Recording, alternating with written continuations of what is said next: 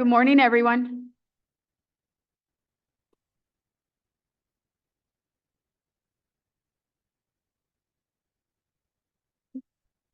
Good morning, everyone. I would like to call this meeting to order at 10:07. Before we get into the full meeting agenda for the March 2025 Chicago Plan Commission meeting, I want to quickly provide guidance to those who want to provide testimony on the cases presented for public hearing today. A few of you may have already submitted forms electronically, but for anyone else who may wish to testify before the Plan Commission, please fill out the sheets located on the table where you enter the room. Please include your full name, address, if you are for or against the proposal, and if you are here representing yourself or an organization. Please hand your sheets to one of the staff members. People who have completed forms will be called on after each item is presented. Thank you. Out of respect for other speakers, please limit your comments to 3 minutes. Please line up at the microphone behind me and to my left in the order I call your name, and please do not repeat comments that have been made by previous speakers. The public comment portion of the meeting is not a question and answer session of the staff or the applicant, but an opportunity for attendees to voice their opinion on a particular proposal. Out of respect for others, please do not interrupt or disrupt the speakers. Any individual who disrupts the presentation or any subsequent comment session may be asked to leave the council chambers, or if necessary, may be escorted out by security. We will now call the roll. Commissioner Barclay? Not here. Commissioner Boatwright? Thank you. Commissioner Brooks? Not here. Commissioner Brumfield? Thank you. Commissioner Burnett? Not here. Commissioner Carney? Not here. Commissioner Castañeda? Not here. Commissioner Dow? Not here. Commissioner Escareño? Not here. Commissioner Flores is here. Commissioner Johnson? Not here. Commissioner Cadaquia? Not here. Commissioner La Espada? Not here. Commissioner Lyons? Not here. Commissioner Murphy? Not here. Commissioner Piñeiro? Here. Thank you. Commissioner Reyes? Here. Thank you. Commissioner Soto? Not here. Commissioner Sicho Lopez? Thank you. Commissioner Esposado? Not here. Commissioner Tillman? Not here. Commissioner Villegas?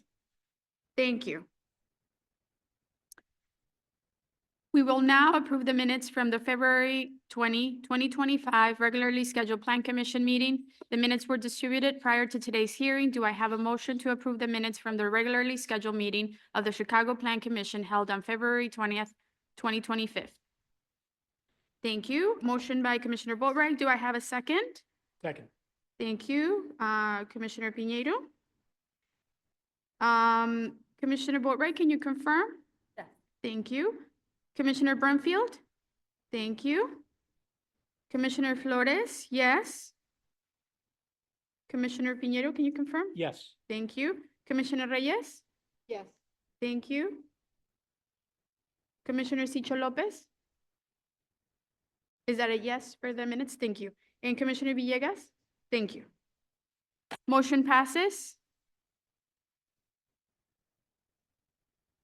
Reminder, we will take public comments for the items on the agenda after each item has been presented. If you have not already done so and you wish to speak on an item, please complete the testimony slip available at the table just outside of the room. Staff members are available to assist if needed and will collect the forms from you.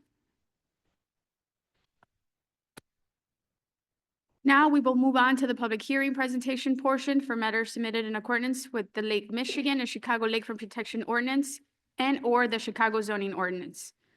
The first item today is listed as D1, a proposed amendment to Residential Business Plan Development Number 1323 as amended, submitted by 1006 South Michigan LLC for the property generally located at 920 through 1006 South Michigan Avenue. The applicant proposes to amend Subarea B to convert an existing office building at 1006 South Michigan Avenue to a residential building with up to 49 dwelling units above the ground floor with ground floor retail space. No changes are proposed to Subarea A. A change is proposed to the current sub-area B floor area ratio of 5.66 and the overall floor area ratio of the plan development, which is 21.22.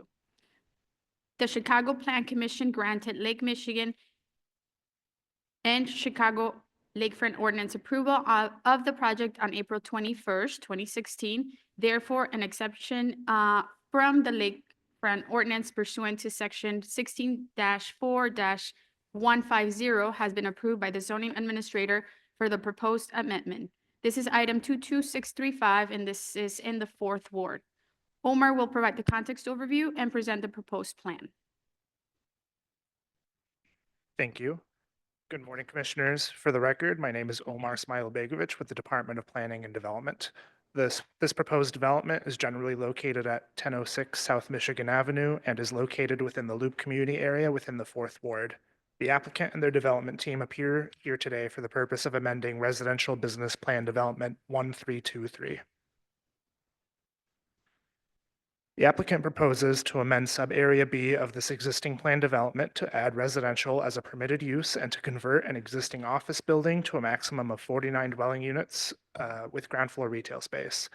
This existing office building is known as the Graphic Arts Building and is considered a contributing building to the historic Michigan Boulevard District. The site is located in the Loop community area. While it has long been the city's traditional central business district, the residential population has continued to grow at a high rate over the past 2 decades.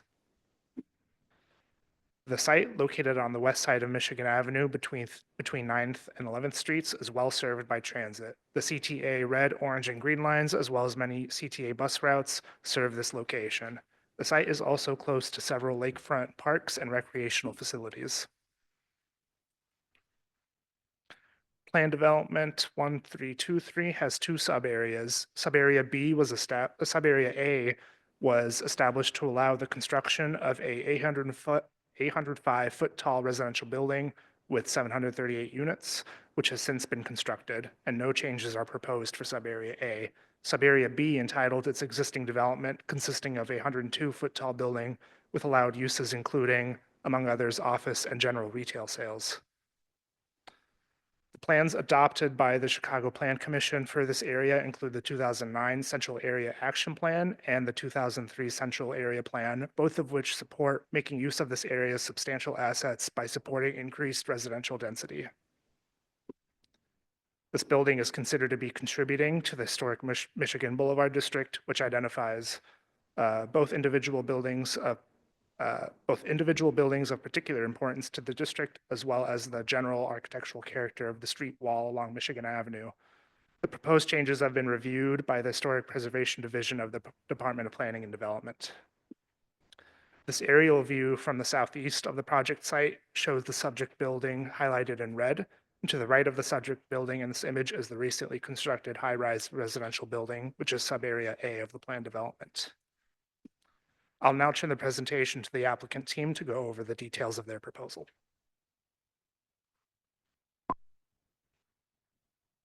Good morning, Madam Chairman and members of the Commission. My name is John George. I represent the developer of this project. This is a renovation of the project at 1006 South Michigan. It requires an amendment because the original PD that we did not have residential permitted in sub-area B. As we've indicated before, this plan development had 2 sub-areas, A and B. A is as Omar just indicated, has already been developed with the units. The building is up, it's leased, it's doing very well, and it's a real credit to the city, that particular development. What we're seeking to do is to take this building, which is at 1006, and convert the space to 49 loft-style residential units, which will allow residents to live into this community, which we think will be a real benefit. This next slide shows the pedestrian context. It shows the main residential entry to the building. This was a building that's a contributing building to the landmark district. Nothing's being done to the facade of this building. This particular slide that shows the pedestrian context shows the main entrance. It shows the facade, the historic facade, and then it also shows the alley off of 11th Street. This next slide talks about the project timeline. When the clients came to me on this matter, we reached out to Alderman Robinson. We met with him, told him exactly what we were trying to do. He was very supportive of it. We then went ahead and prepared our application to amend the PD, which we did. We filed it on January the 15th. Subsequent to that, we had a community meeting where we sent out the notice to all the people, the 200 everybody within 250 feet of the subject site. We had our community meeting, and it went very well. This site plan, as Omar indicated before, it shows the particular property, and it shows in the white area in the middle, this proposed site is at 1006 South Michigan. It shows the buildings to the north and to the south. The building to the north, of course, is the building which is in sub-area A, which is the building that's up and occupied right now. Mike, I think you want to get up, or you want to get up now? Okay. Morning, Commissioners. My name is Robert Knoll. I'm with Fitzgerald. We're the architects for the project, and I'll walk you through the floor plans for the building. Could briefly switch back to site plan. As mentioned, the building's vehicular access is via the alley that comes off of Wabash, so to the left side of the screen here. And the loading dock is in the rear of the building. That alley also serves as the driveway for 1000 M, the building to the north.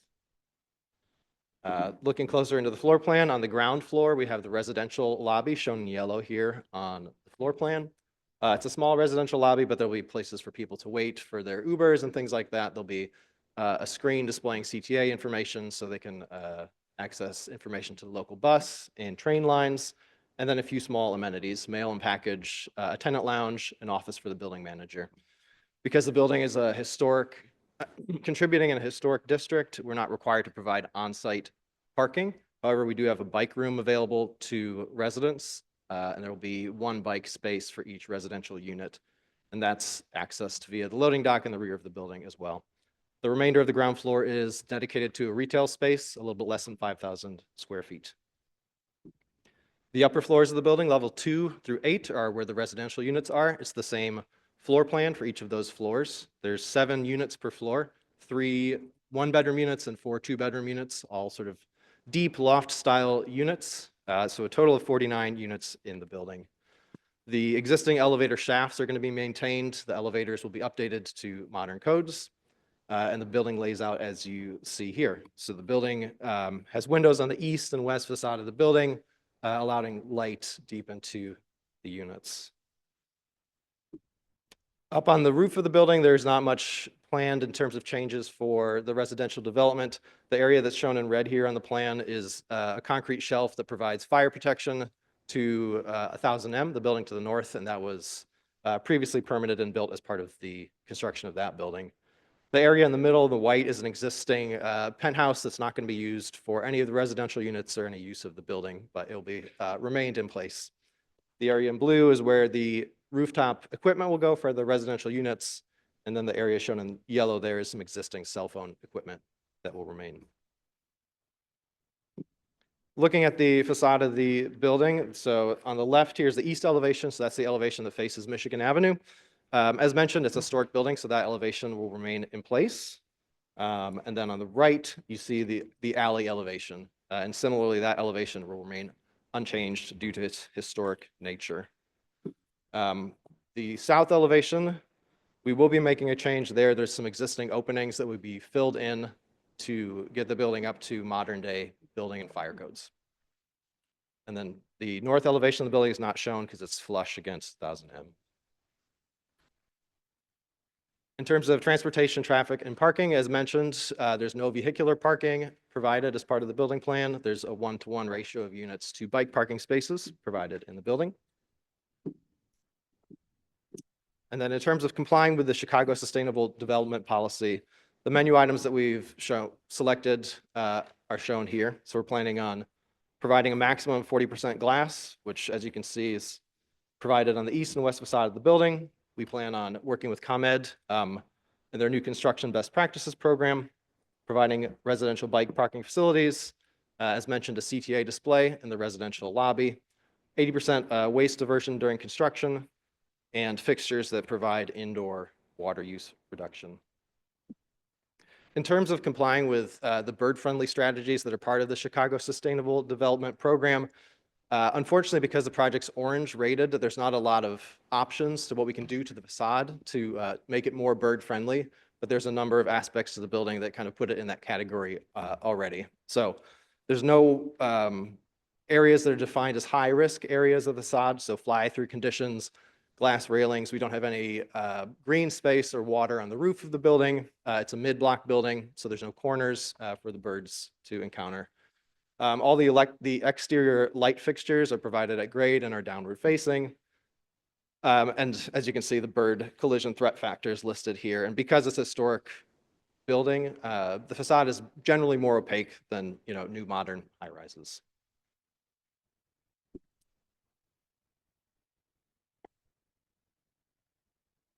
This particular slide shows the ARO requirements and our compliance with the ARO. Since there's 49 units, we're required to have 10 affordable housing units. 5 will be on site, and then we'll be contributing to the Affordable Housing Fund for the other 5. We will be in total compliance with the ARO regulations and ordinances of the city of Chicago. This next slide talks about the economic and community benefits. Thanks. This shows that this is really an adaptive reuse of a graphic arts building, which does contribute to the historic Michigan Avenue Boulevard district. The cost is $14.5 million for the investment in the South Loop community. There will be creation of 185 construction jobs, 22 permanent jobs.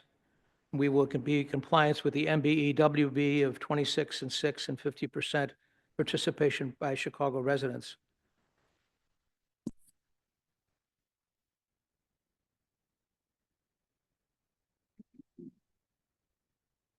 Once again, Omar Smailobegovic with the Department of Planning and Development. The Department of Planning and Development has reviewed the materials submitted by the applicant, and we have concluded that the proposed development would be appropriate for the following reasons. The proposed development complies with the applicable standards and guidelines of the Chicago zoning ordinance. It prioritizes the reuse of a landmark building and adds residential units to a walkable, pedestrian-oriented area, and is supported by the adopted plans, which recommend residential development on Michigan Avenue.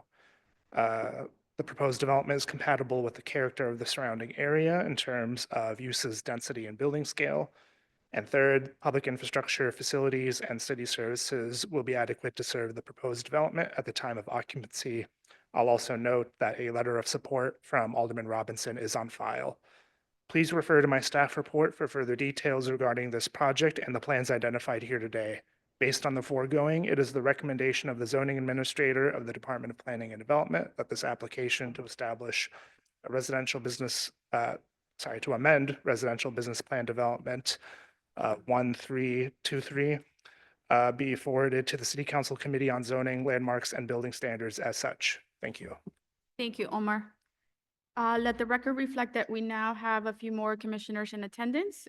Commissioner Brooks, Commissioner Carney, Commissioner Castañeda, Commissioner Escareño, and Commissioner Tillman are not present. And we do have 2 speakers signed up to speak on this item. The first one will be Butler Adams, who's for the proposal, and the second one will be Bonnie Sanchez Carlson, who's also for the proposal.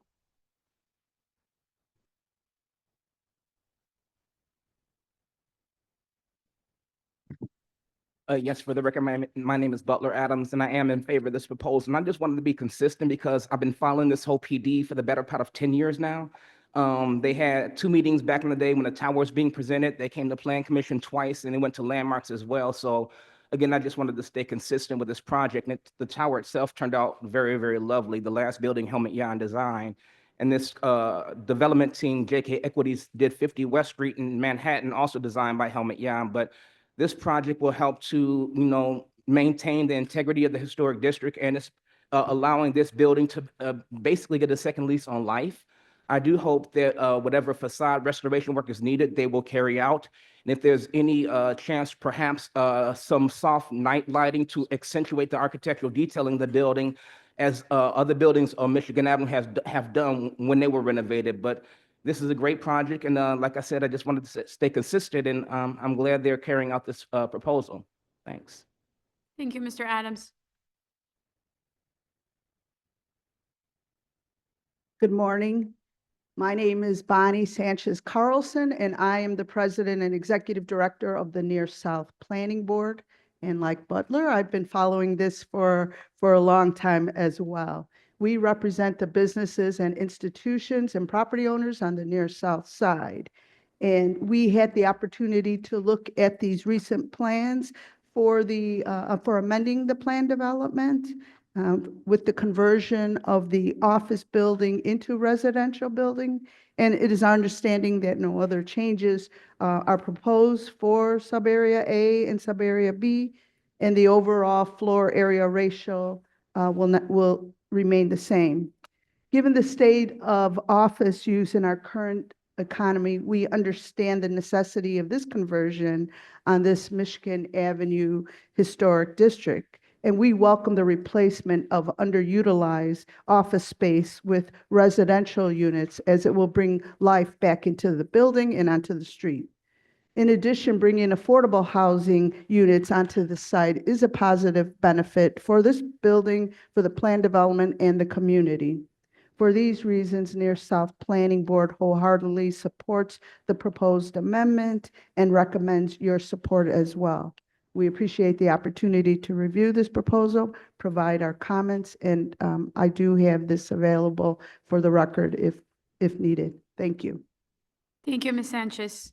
And we do have two more commissioners in attendance, Commissioner La Espada and Commissioner Cadaquia. Welcome.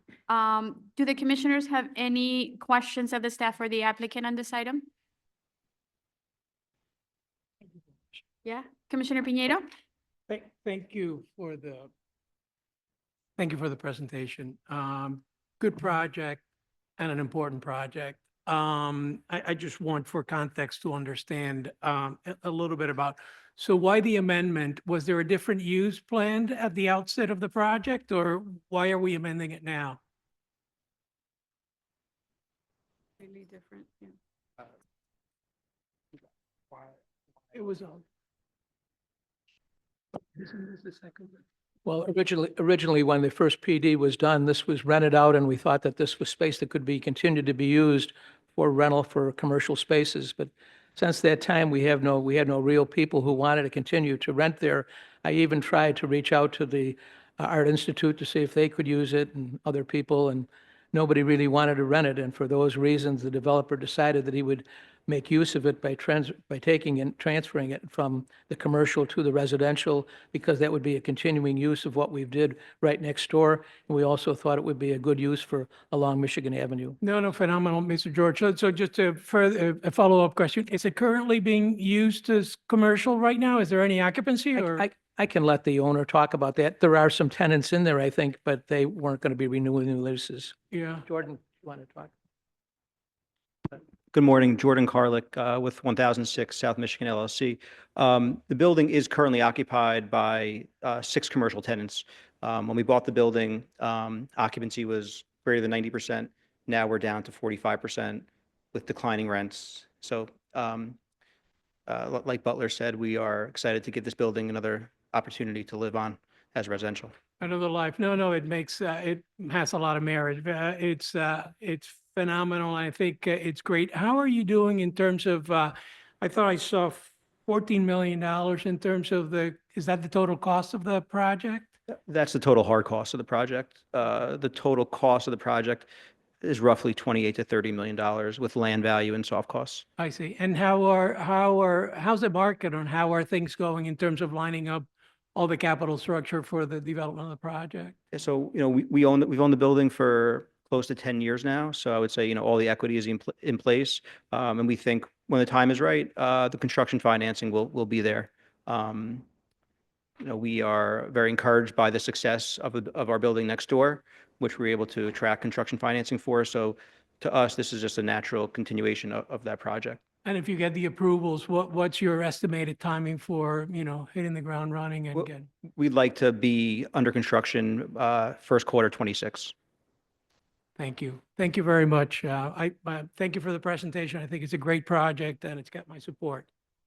Thank you, Commissioner. Any other questions or comments from the commissioners? Not seeing any more. Is Alderman Robinson here or anyone from her staff? There's a letter of support. Okay, We do have a letter of support. great. Thank Thank you. So if there are no more questions or comments from the commissioners, I'll go ask for a motion on this item. Thank you, Commissioner Boatright. Let me read the motion. Do I have a motion on a proposed amendment to Residential Business Plan Development Number 1323 as amended, submitted by 1006 South Michigan LLC for the property generally located at 920 through 1006 South Michigan Avenue, finding that it meets the requirements for approval? Commissioner Boatright, do I have a second? Commissioner Tillman, okay. Roll call vote. Commissioner Boatright? Yes. Thank you. Commissioner Brooks? Thank you. Commissioner Brumfield? Thank you. Commissioner Carney? Thank you. Commissioner Castañeda? Thank you. Commissioner Escareno? Thank you. Commissioner Flores? Yes. Commissioner Calaquia? Thank you. Commissioner La Espada? Yes. Thank you. Commissioner Piñeiro? Yes. Thank you. Commissioner Reyes? No. Thank you. Commissioner Cicho Lopez? Down. Commissioner Tillman? Thank you. Commissioner Villegas? Thank you. Motion passes. Thank you. Okay.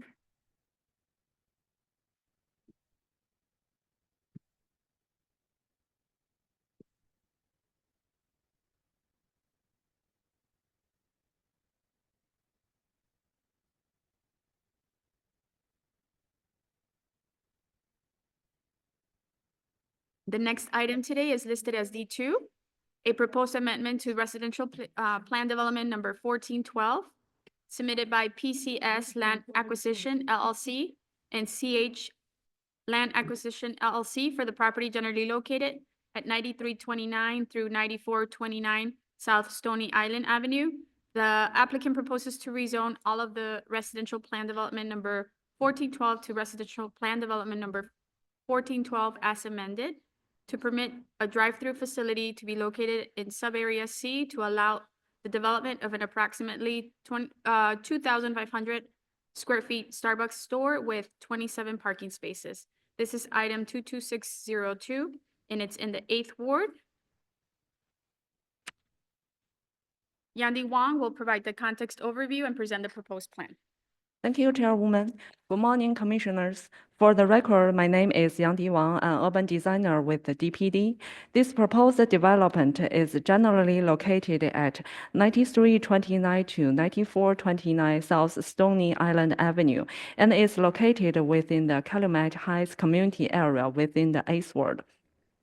The applicant PCS Land Acquisition LLC and CH Land Acquisition LLC and their development team appear here today to propose an amendment to Residential Planned Development Number 1412 for the subject site. The applicant proposed an amendment to PD number 1412 to permit a drive-through facility in Sub-area C to allow the development of a new freestanding Starbucks at the northeast corner of East 94th Street and South Stony Island Avenue.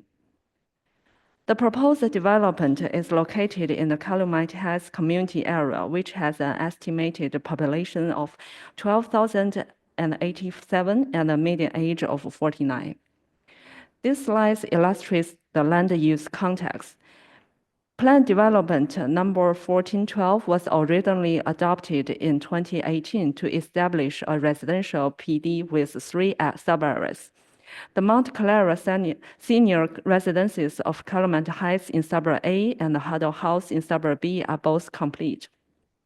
The proposed Starbucks is in Subarea C, located at the northeast corner of East 94th Street and South Stony Island Avenue. No changes are proposed to Subarea A or Subarea B. The surrounding zoning districts from the area are RS-2, Residential Single Unit District, RS-3, Residential Single Unit District, B3-2, Community Shopping District, and M1-1, Limited Manufacturing Business Park District. These are several site context photos. Subarea C is currently vacant, and the 7-story building shown in the photos is a Mount Clara Senior Residence in Subarea A. Now I will turn the presentation over to the applicant team to reintroduce the proposal. Good morning, Commissioners. My name is Steve Friedland with the law firm of Applegate and Thorne Thompson. Here on behalf of the applicant, I have with me today Phil Mappa, who is part of the management team of the applicant, which is Phil Mappa, Steve Mappa, and Colin Regan, who developed the senior housing I'll speak to in a second, and the project architect, Mario Valenti, who will speak to the plans. Just as Yangdi indicated, this PD was passed in 2018. The large development in the PD is a 134-unit affordable senior project. That's been built. It was completed in 2020. There are 2 outlots, which were sub-areas B and C.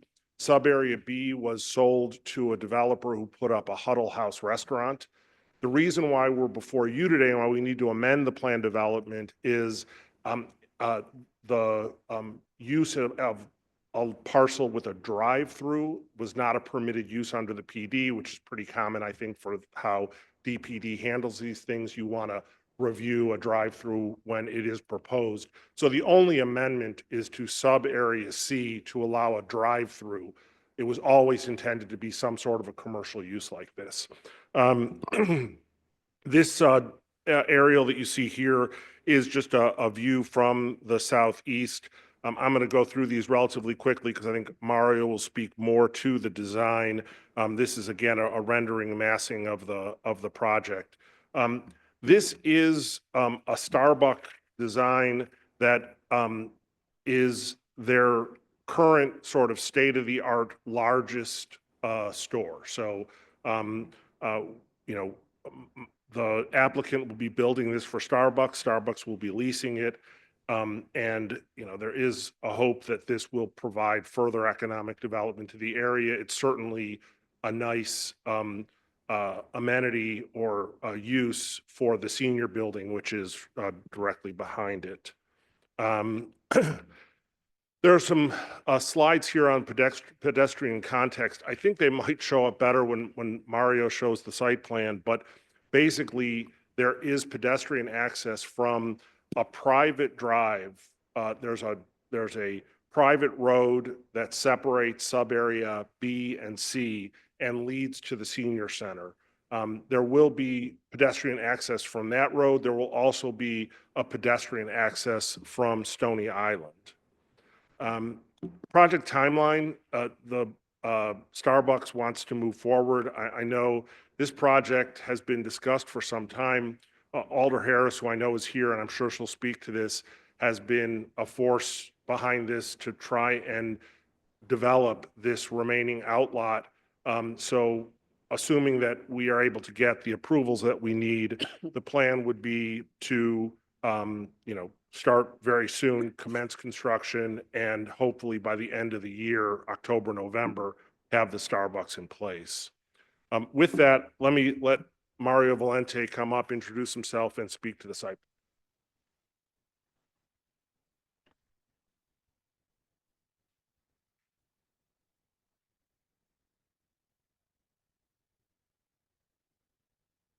Good morning, Mario Valentini, MRV Architects.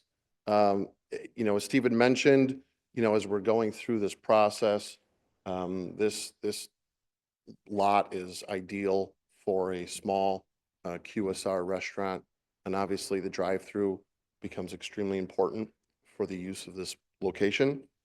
That said, what you're seeing on the site plan right now is typical for a Starbucks, where we're trying to do a couple things here. We're trying to meet or exceed the stacking of cars, right? Because obviously this is for a drive-through. So we're trying to meet or exceed not only the city's requirements for drive-through stacking, but also what Starbucks would typically want to see for a location like this. And what you'll see on this is it's a very good stack. We're almost at, I'm sorry, it's hard to read the numbers, but you've got a considerable stack here of almost 11 or 12 cars. Thank you. So that being said, you know, the trick always is when you have a quick service restaurant with a drive-through, trying to make it pedestrian friendly. Working with staff, we went through that process, but we also have, as Steve had said, this is, you know, just one sub note of, you know, a couple different properties. We want people to have the flexibility to be able to walk from area to area, but also be able to get to the public sidewalk. So what you'll see on here is a path of travel from the south across the drive aisle, the private drive aisle, with all the correct markings, all the proper elevations to meet ADA compliancy. That could get you to the building if you're coming from that direction. If you're pulling in with a car, and you know, obviously we've got stalls dedicated to ADA compliancy, but then from those stalls to the building, we want to be cognizant of that. So those are all requirements that are being met.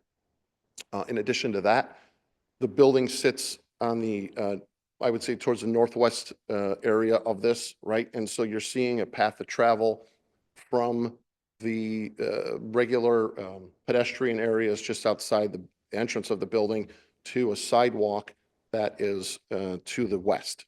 And again, we want to make that safe. We want to have that clearly marked.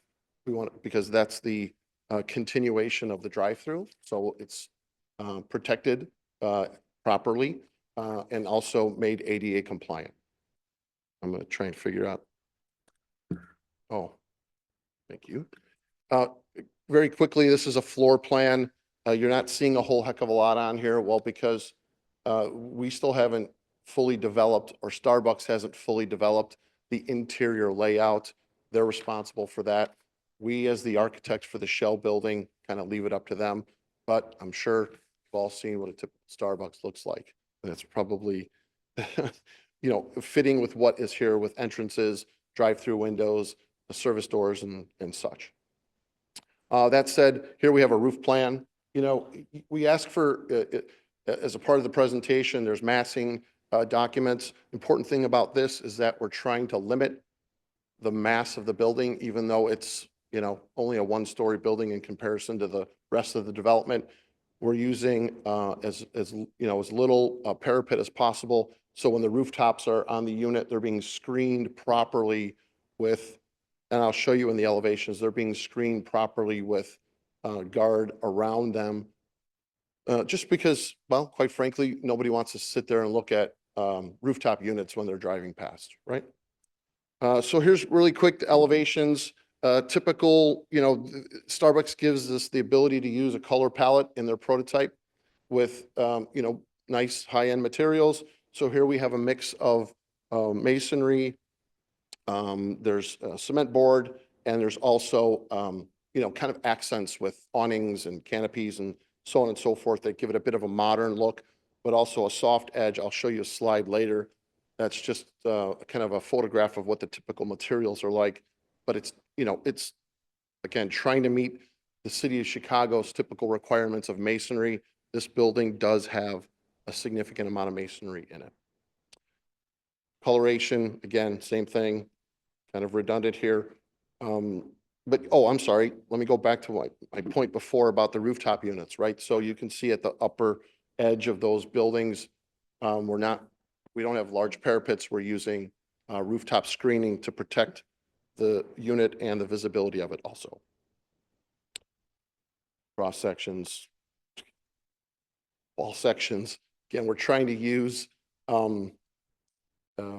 obviously meet and exceed the requirements for the building. And this shows a lot about what and how the materials are being installed. This plays again a little bit into what I was talking about before about, you know, the flow of the site, the traffic, the parking, and the pedestrian travel. I'm going to go real quick to the one slide with the materials. So here we have a typical material sample where you're seeing the masonry, you're seeing the hardy board siding, you're also seeing metal accents. But again, materials that are typical with a Starbucks, but not only that, trying to meet what is typical for a building in the city of Chicago of this type.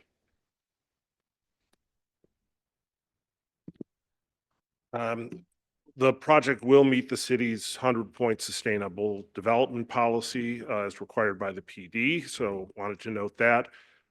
We met with stormwater and will be complying fully with the stormwater ordinance. Economic and community benefits, certainly this is a nice commercial development to bring to the area and to activate that vacant parcel. There should be approximately 25 to 35 construction jobs that are created from building this. And Starbucks has told us that they will have approximately 20 to 25 permanent jobs once the store is up, which is obviously nice for the neighborhood and the economic development of the area. I did want to mention that this project will comply with the PD for MBWBE. It's worth noting that when the senior building was built, which was about a $30 million construction project. The project greatly exceeded MBEWBE, which has fully been documented and done. We had about 47% MBE and 7% WBE. So this is a developer. This developer really develops affordable senior housing. This is an outlot for them, so they're well familiar with the city requirements. With that, I will hand it back to you. For the record again, my name is Yangdi Wang with the Department of Planning and Development. DPD has reviewed the proposal submitted by the applicant as has concluded that the proposed amendment to PD 1412 would be appropriate for the following reasons. The proposed amendment complies with the planned development standards and guidelines. The proposed amendment is compatible with the character of the surrounding area in terms of uses, density, and building scale. This proposal promotes economically beneficial development patterns that are compatible with the character of existing neighborhood. Public infrastructure facilities and city services will be adequate to serve the proposed development at the time of occupancy. Please refer to my staff report for further details regarding this project and the plans identified here today. Based on the foregoing, it's the recommendation of the zoning administrator that this proposed amendment to residential planned development number 1412 be approved and forwarded to the City Council Committee on Zoning, Landmarks, and Building Standards as such. DPD staff and the representatives from the applicant team are here to answer any questions. Thank you. Thank you, Yandi. And we do have one speaker signed up to speak on this item, Ms. Catherine Ralston.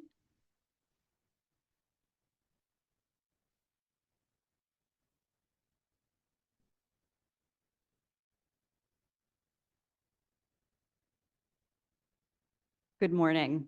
My name is Catherine Ralston-Priest, and I represent the Bird Friendly Chicago Alliance, a coalition of more than 20,000 members and supporters.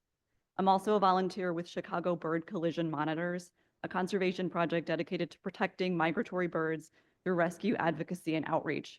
You may have seen us downtown and recognized us by the nets we carry as we pick up injured birds and catalog those that did not survive their flight through our city. Unfortunately, as you may know, Chicago's reputation for great architecture is marred by a reputation as the deadliest city for these birds. I'm here to support the plan for 9329 through 9429 South Stony Island Avenue.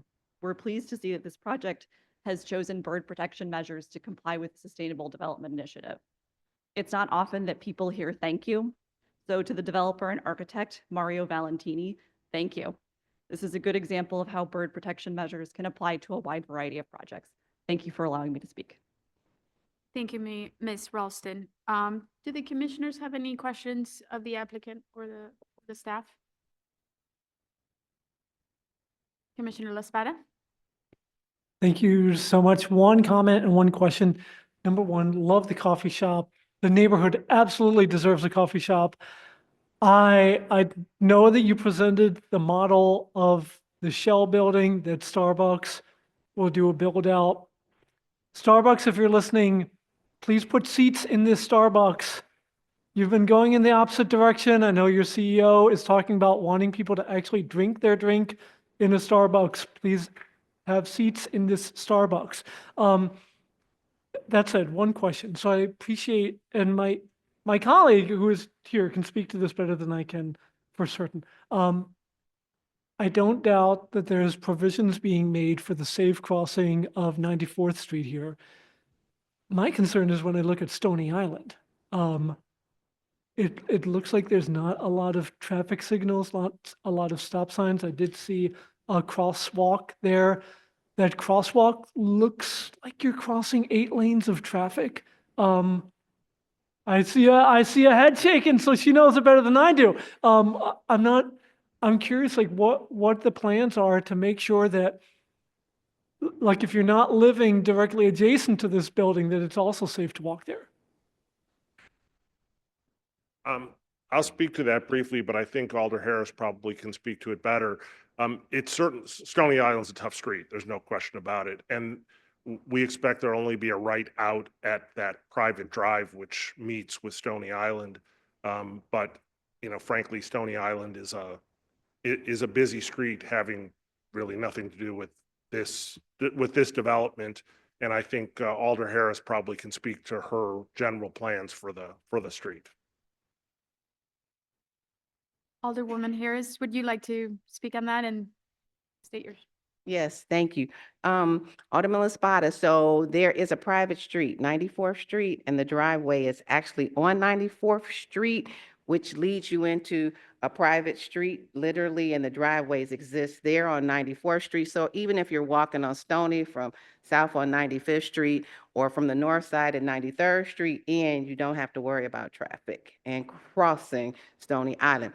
To that point about traffic, we will be working with the city of Chicago. I plan to fund traffic signals at that intersection via the TIF. And so while I know everything takes time, I'll be working closely with CDOT and the engineers to design something that will work for that intersection. That sounds fantastic. I know that you know this, and certainly I do not doubt your ability to get it done, even on your own. But if you need folks to have your back, know that we all have your back. Hey, I'm coming. All right. Thank you. Thank you, Chair. Thank you. Any other questions or comments from the commissioners? Not seeing any. Alderwoman, would you like to make your statement on Yes. the item? Thank you. Thank you. Thank you, commissioners. For over 4 to 6 years, my memory fails me, but at least a minimum of 4 years, I've been working on this Starbucks just to get to this point. Wow, who knew? And so I'm grateful. And I want to say Starbucks is the only coffee shop in my ward. Only, or will be the only coffee shop in my ward. So it opens a brand new door and brand new opportunities for other developers to feel safe to come down the Stony Island corridor with 12,000 cars in each direction every day.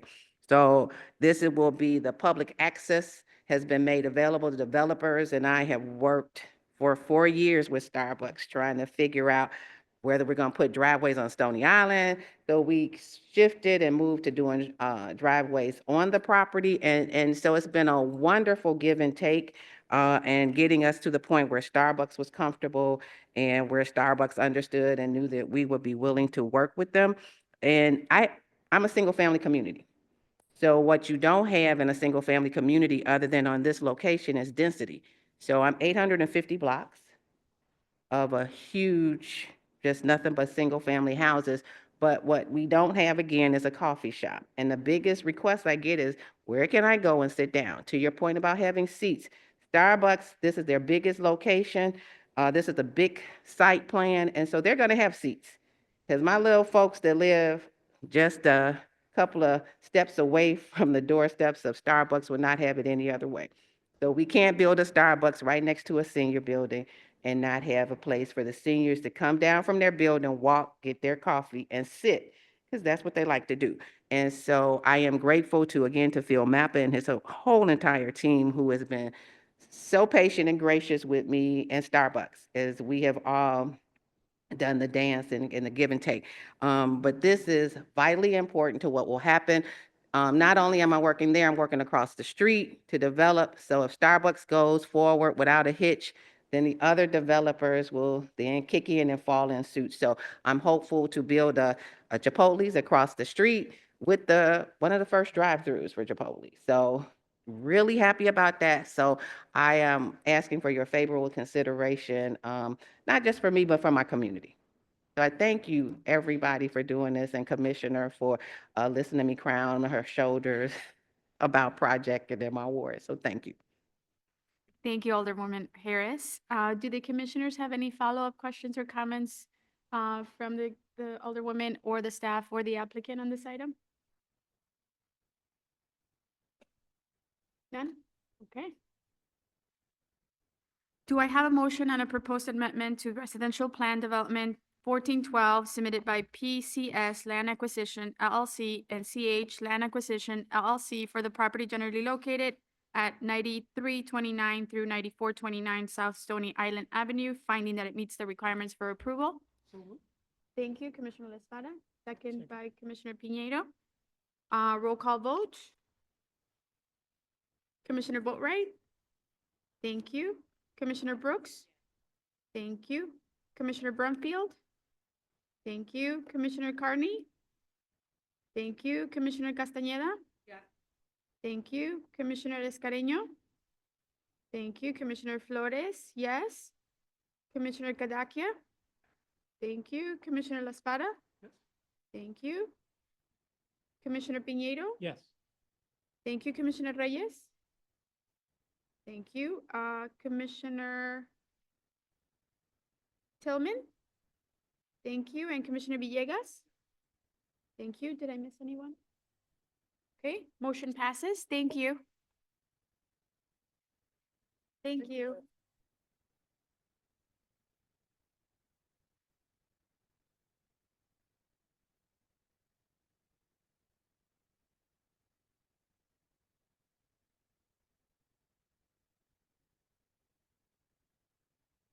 The next item today is listed as Z3, a proposed amendment to Plan Development Number 1456 submitted by 1000 West Carroll LLC for the property generally located at 350 North Morgan Street.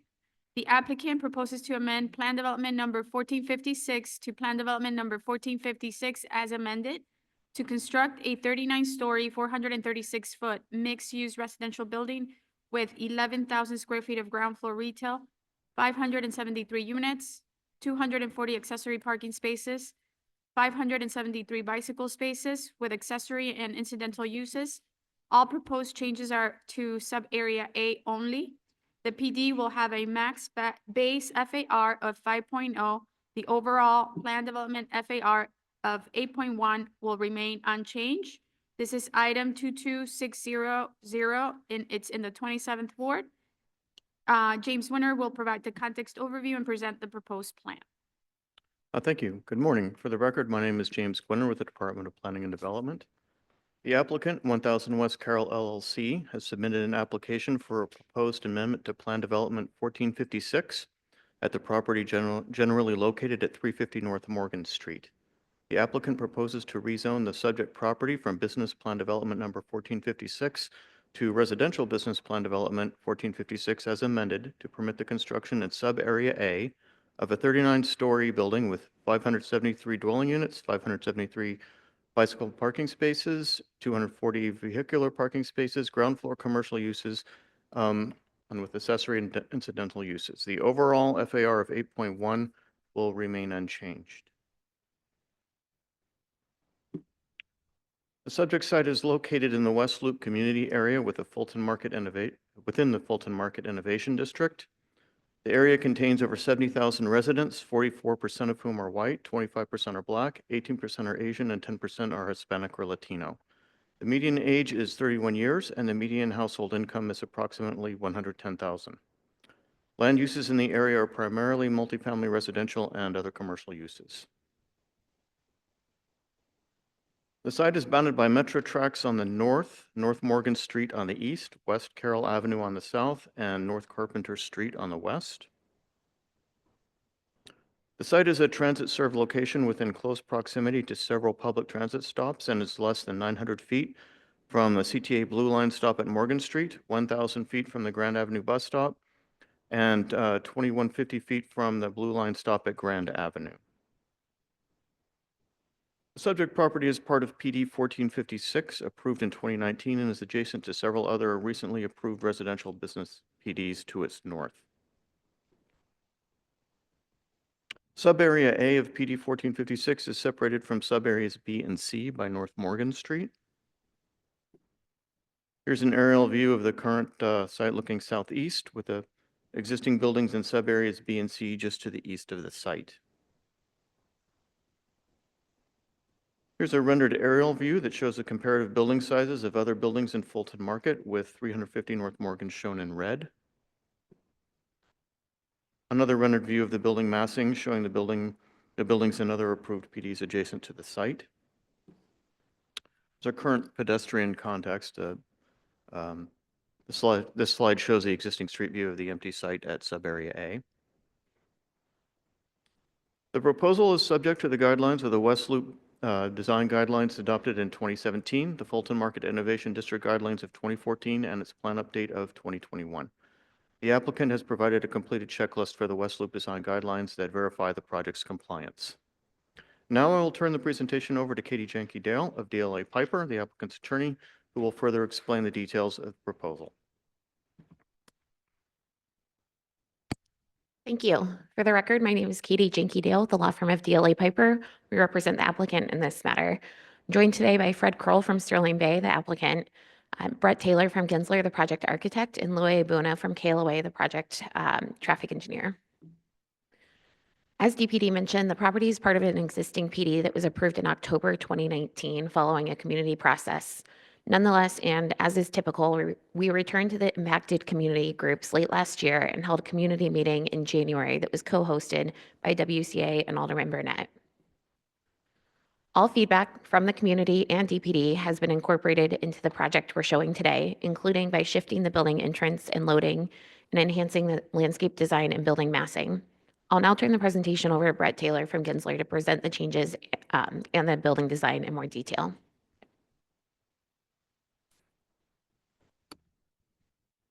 Hi, good morning. My name is Brett Taylor with Gensler.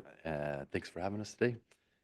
Yeah, as Katie mentioned, through the community and DPD feedback, we made the following changes to the overall design. The building massing has been modified to reflect the residential character of the development. The massing changes also help the breakdown of the scale of the building within a neighborhood. The building entry has been relocated to Morgan Street and loading shifted to Carpenter Street adjacent to the parking entry. This was consistent with the previous approved PD. The ground floor has also been enhanced to provide a dynamic open space and public accessible green space, retail seating, and dog amenities.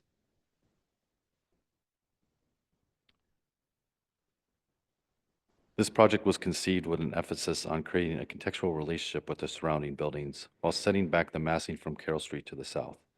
The building draws inspiration from materiality and character of the Fulton Market District, with active program spaces lighting the building's three primary exposures. The residential massing is broken into two vertical planes, visually breaking the length of the north-south facades. The design strategically places the residential access on Morgan Street, signifying the main entry. The open space to the south supports the ground floor commercial spaces, creating a dynamic and active space for gathering and seating. As everybody mentioned, the building height is 436.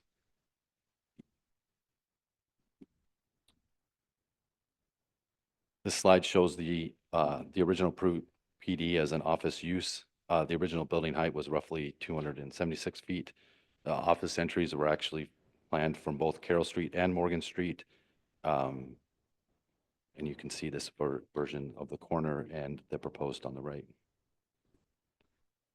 The approved PD for office was also designed property line. As you will see in the later slides, the proposed amendment offsets the building footprint along Carroll Street, creating a public open space. The ground floor footprint has been minimized to provide open space along Carroll Street and Morgan Street. the residential and bike entries along Morgan Street, and parking and loading along Carpenter Street, consistent with the approved PD. The open space shown here will be detailed on a later slide. There are 3 levels of parking with the total of 240 spaces previously mentioned. Level 5 will be the residential amenity with open space and planned dog run on the northeast corner of the terrace. Open space on the terrace is roughly 17,000 square feet. We have 2 planned residential stacks. The low rise has 18 floors per unit with an average of 718 square feet per unit. The high rise has 15 units per floor and an average of 861 square feet per unit. We also have a planned rooftop amenity and small terrace at level 39. The roof plan shows the low terrace and high roof with a minimal mechanical space which reached the 436 height. This details the south and east elevations, the overall building height, and 39 stories. The building materials will be highlighted in the future slides. This details the north and west elevations. The north elevation along the tracks will be masonry infill consistent with the pattern of the other storefront elevations. This building section highlights the overall building massing. Ground floor consists of lobby, retail, commercial, and back of house spaces, 3 levels of parking, residential tenant amenities on level 5, residential floors from 6 to 38, building mechanical, and the small building amenity on level 39. This is an aerial view looking northeast. The overall building design provides a contextual residential aesthetic to Fulton Market while maintaining key setbacks to allow adjacent developments to enjoy their own views, light, and air. The building organization gives the residential an identity on Morgan Street, emphasized with a double height lobby space and the building mass engaging directly to the ground. As mentioned before, the building massing is broken into 2 vertical planes, visually breaking the length of the north-south facades. The podium continues vertically with the building massing with contextual opaque materials that are modern response to the West Loop and Fulton Market aesthetic. The podium of the building will be a mix of masonry pilasters, metal and glass storefront systems with dark metal and spandrel glass and an opaque parking podium.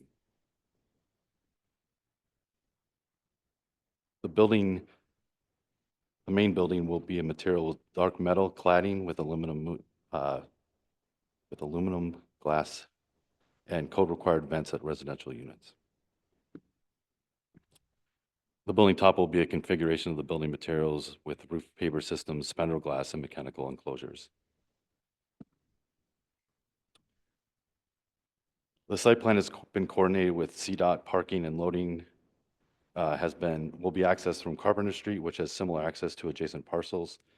As mentioned, CTA stations are approximately a 10-minute walk to the site. All right-of-way trees will be contained at grade planters. The southeast curb at Carroll and Carpenter will be upgraded to CDOT standards. The existing crosswalk north of Morgan and Carroll will be removed for pedestrian safety. The residential and bike entries will be from Morgan Street. There is a planned loading zone on Morgan Street for the residential entry, and there are 2 divvy stations within 0.2 miles of the property. Traffic study was conducted. Due to the proximity of alternative modes of transportation, the number of generated trips will actually be reduced. The area intersections along Morgan and Carpenter Street have sufficient reserve capacity to accommodate traffic. Outbound movements from the access drive will be under stop sign control and audio-visual warnings, and there will be an implementation of traffic demand measures strategies to help tenants understand alternate mode of transportation through a tenant specific app for the property. Our project is based on compliance with the West Loop design guidelines, including but not limited to building entrances should be easily identifiable as we are in Morgan Street. Materials should be compatible with existing building and the district in general. Materials should be of high quality. Residential uses should be taller and thinner and set back from the street edge to improve streetscape along street corridors, considering increasing the sidewalk width. Now for the open statement landscaping, which was, as mentioned, previously modified from our original design. That's roughly 11,900 square feet along Carroll and Morgan. This includes 16 new right-of-way trees. The open space also includes a mix of potential F&B seating zones, lawn areas, flexible seating zones, a dog area near the bike entrance, and an outdoor seating zone near the residential entry.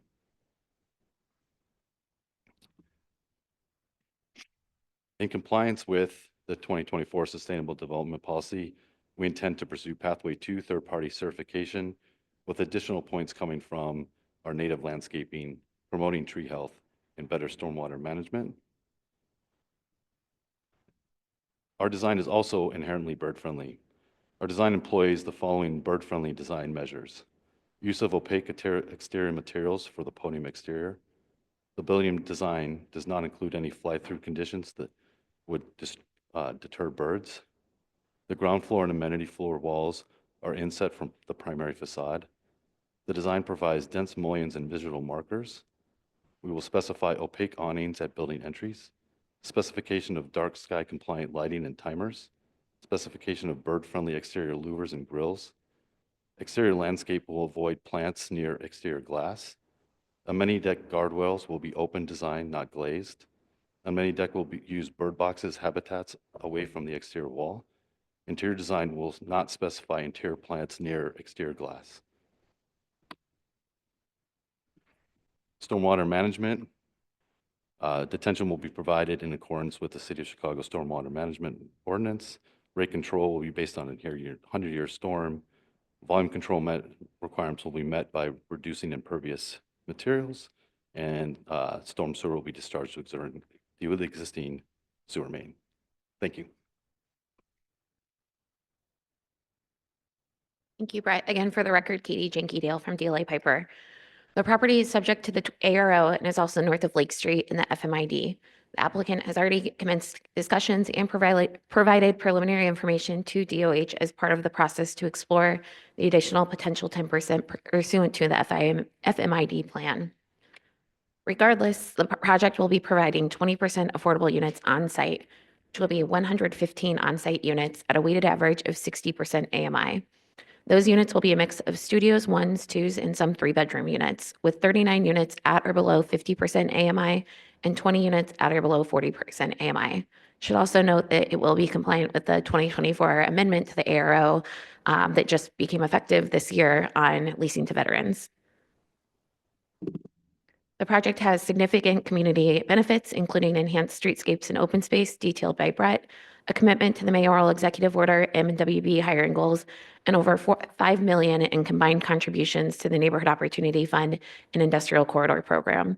I understand Alderman Burnett couldn't be in attendance today, but has communicated his support through DPD staff. But we are available for any questions you may have. And with that, I'll turn it back over to DPD. Thank you.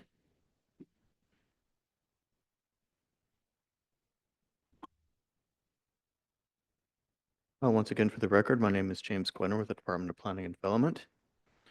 The DPD has reviewed the materials submitted by the applicant and has concluded that the proposal would be appropriate for the following reasons. Proposed plan has the support of Alderman Burnett. It is in compliance with the PD standards and guidelines. It complies with the West Loop Design Guidelines and Fulton Market Innovation District Plan Update. It promotes economically beneficial development patterns that are compatible with the character of the existing neighborhood. It is designed to reinforce urban features in the surrounding area. It includes a level of amenities appropriate to the nature and scale of the project. The proposal ensures a level of safe and efficient circulation of pedestrians, cyclists, and vehicles, and promotes transit, pedestrian, and bicycle use. Please refer to my staff report for further details on this project and the plans identified here today. Based on the foregoing, the zoning administrator recommends that the application for the establishment of the plan development and zoning map amendment be approved and forwarded to the City Council Committee on Zoning, Landmarks, and Building Standards as such. Thank you. Thank you, James. We do have 3 speakers signed up to speak on this item. Mr. Butler Adams, Ms. Catherine Ralston, and Mr. Thomas Ryan.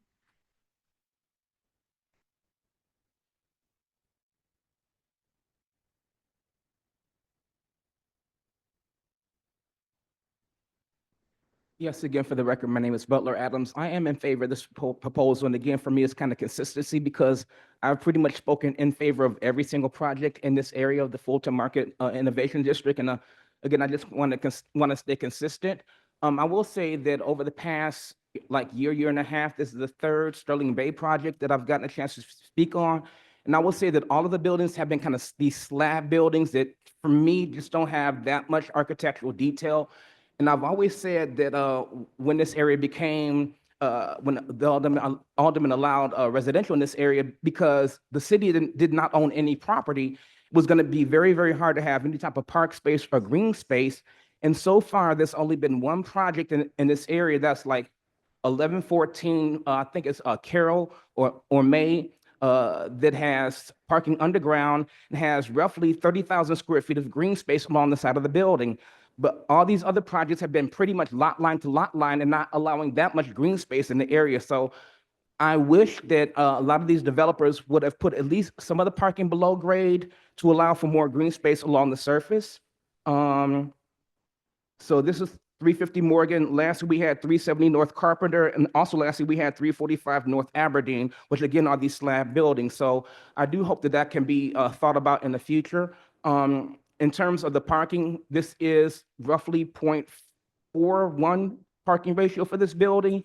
And for the 1114 Carroll project, they had 0.23. So I also think that's a little bit excessive parking. But if you're going to have these parking garages, I do hope that your parking planes are flat so that if the demand does not materialize in the future, that perhaps those parking floors can be either converted, or perhaps in the future, we can also encourage some very shallow linear units to go around the base of the building to conceal the parking. The last thing I can think of is I also think that you should put your swimming pool on top of the building and bring it out of the shadows, and perhaps enclose it. What's the point of having a swimming pool if you're going to use it like 3 or 4 months out of the year? Pull your pool to the top of the building so it's not in shade or shadow, and enclose it. There are only a few buildings in the city I can think of that have enclosed pools, and I don't know why have a pool if you can't use it all year round. That's it. Thanks. Thank you, Mr. Adams.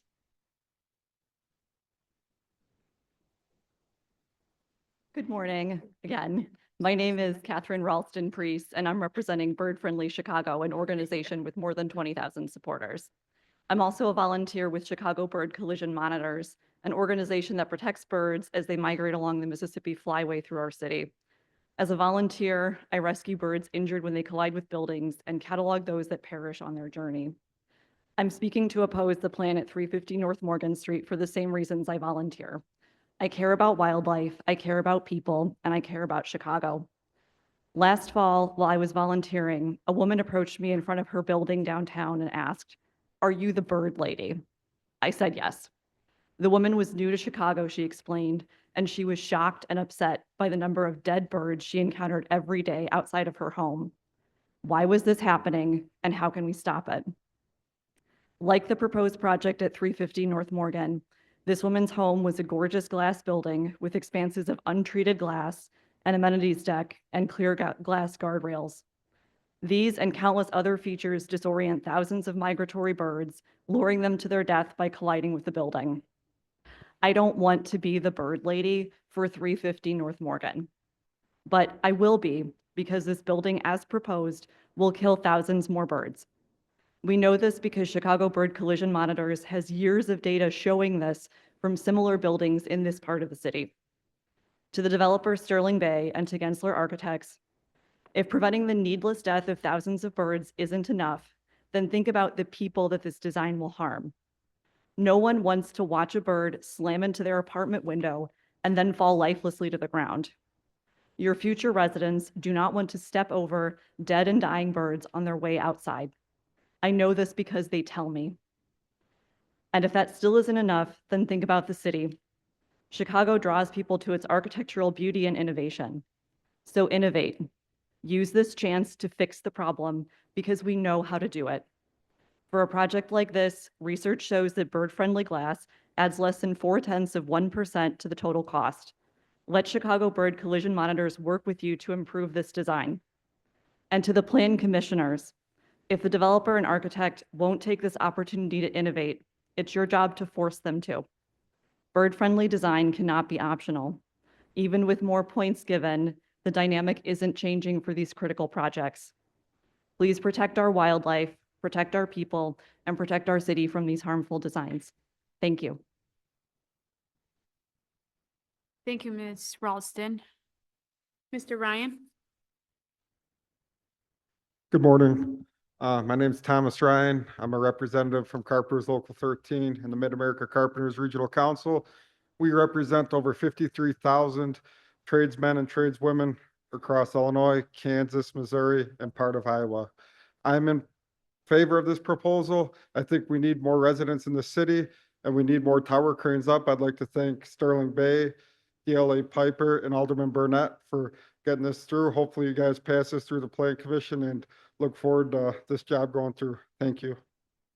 Thank you, Mr. Ryan. I'll open it up to the commissioners. Does anybody have any questions of the staff or the applicants? Commissioner Boatright?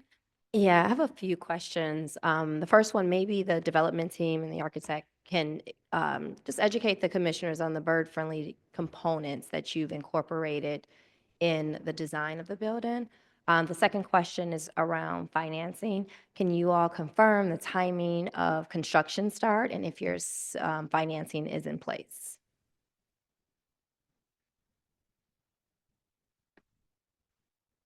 Thank you for the question.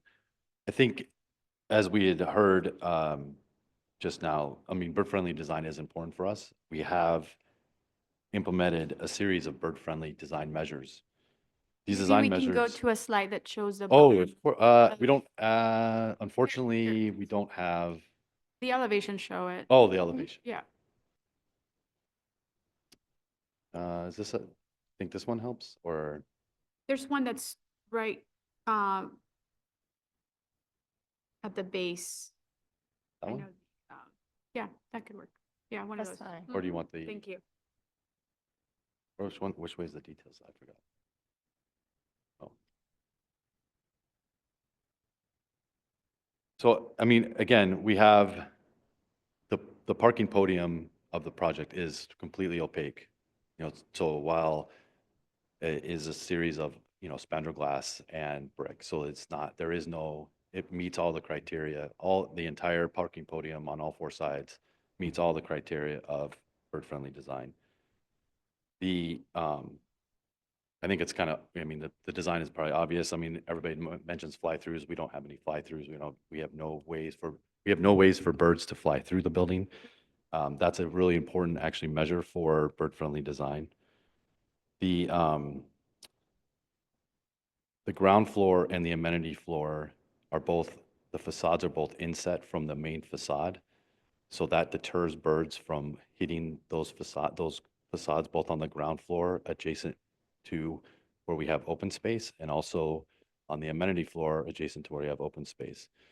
The careful planning of landscaping, planting both interior of the building and exterior of the building is critical to bird safety. So to understand the balance between providing open space on the ground floor and keeping that away from glass and also discouraging and even through our design guidelines for the building, not permitting planting to be allowed on the interior face of the glass is just as important as any of the other measures. So we are taking those two measures very seriously. Another one that doesn't get talked a lot about is creating bird boxes and habitats on terraces, which actually promotes and actually helps bird safety and health. That is a huge parameter of our design, to provide that habitat away from the glass, but provide a place for birds to nest and have a safe environment away from the street level. I think the obvious dark sky compliant lighting and timing that is universally understood as far as compliance. Our amenity deck will not have glass guardrails. We will have open guardrails, so that's also a major contributing factor. I think those are it. I mean, we are really taking this seriously. We are actively looking at all the design measures we can do that are practical to the design and the nature of this building. Thank you.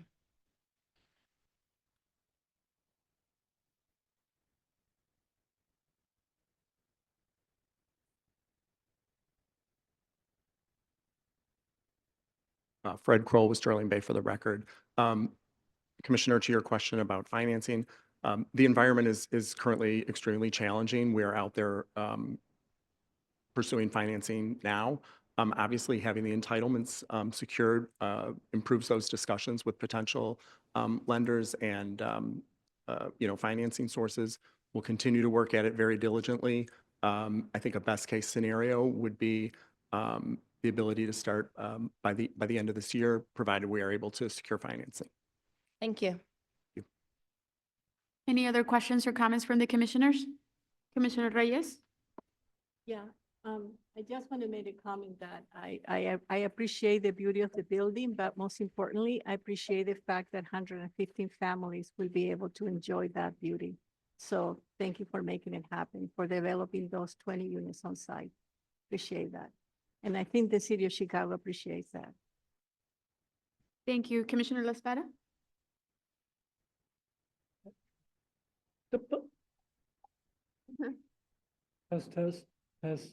Test. There we go. Thank you so much, Chair. First, like things that I love. Number one, we see this more and more, and I really want to call it out and appreciate it. The number of multi-bedroom family-sized units that we're seeing, even in Fulton Market, even like as we see more of these downtown commercial corridor, commercial conversions, seeing the family-sized units, fantastic. Seeing folks take advantage of the income grading that they can do under the ARO, the 40 to 50% AMI units, that's great because that means you can actually be someone who is, serving coffee, serving at tables in these downstairs restaurants and go up and actually live in the same neighborhood that you work in. That's fantastic. This might be a DPD question. How is then, so I'm going to talk about it. I'm going to talk about it at every meeting for the next 2 years. So let's just buckle up. How is the design elements proposed by the developer different from what would be scored for basic bird-friendly design? I would like to understand that. Because if this is bird-friendly design, how is it different from how scoring is applied to the sustainable development policy?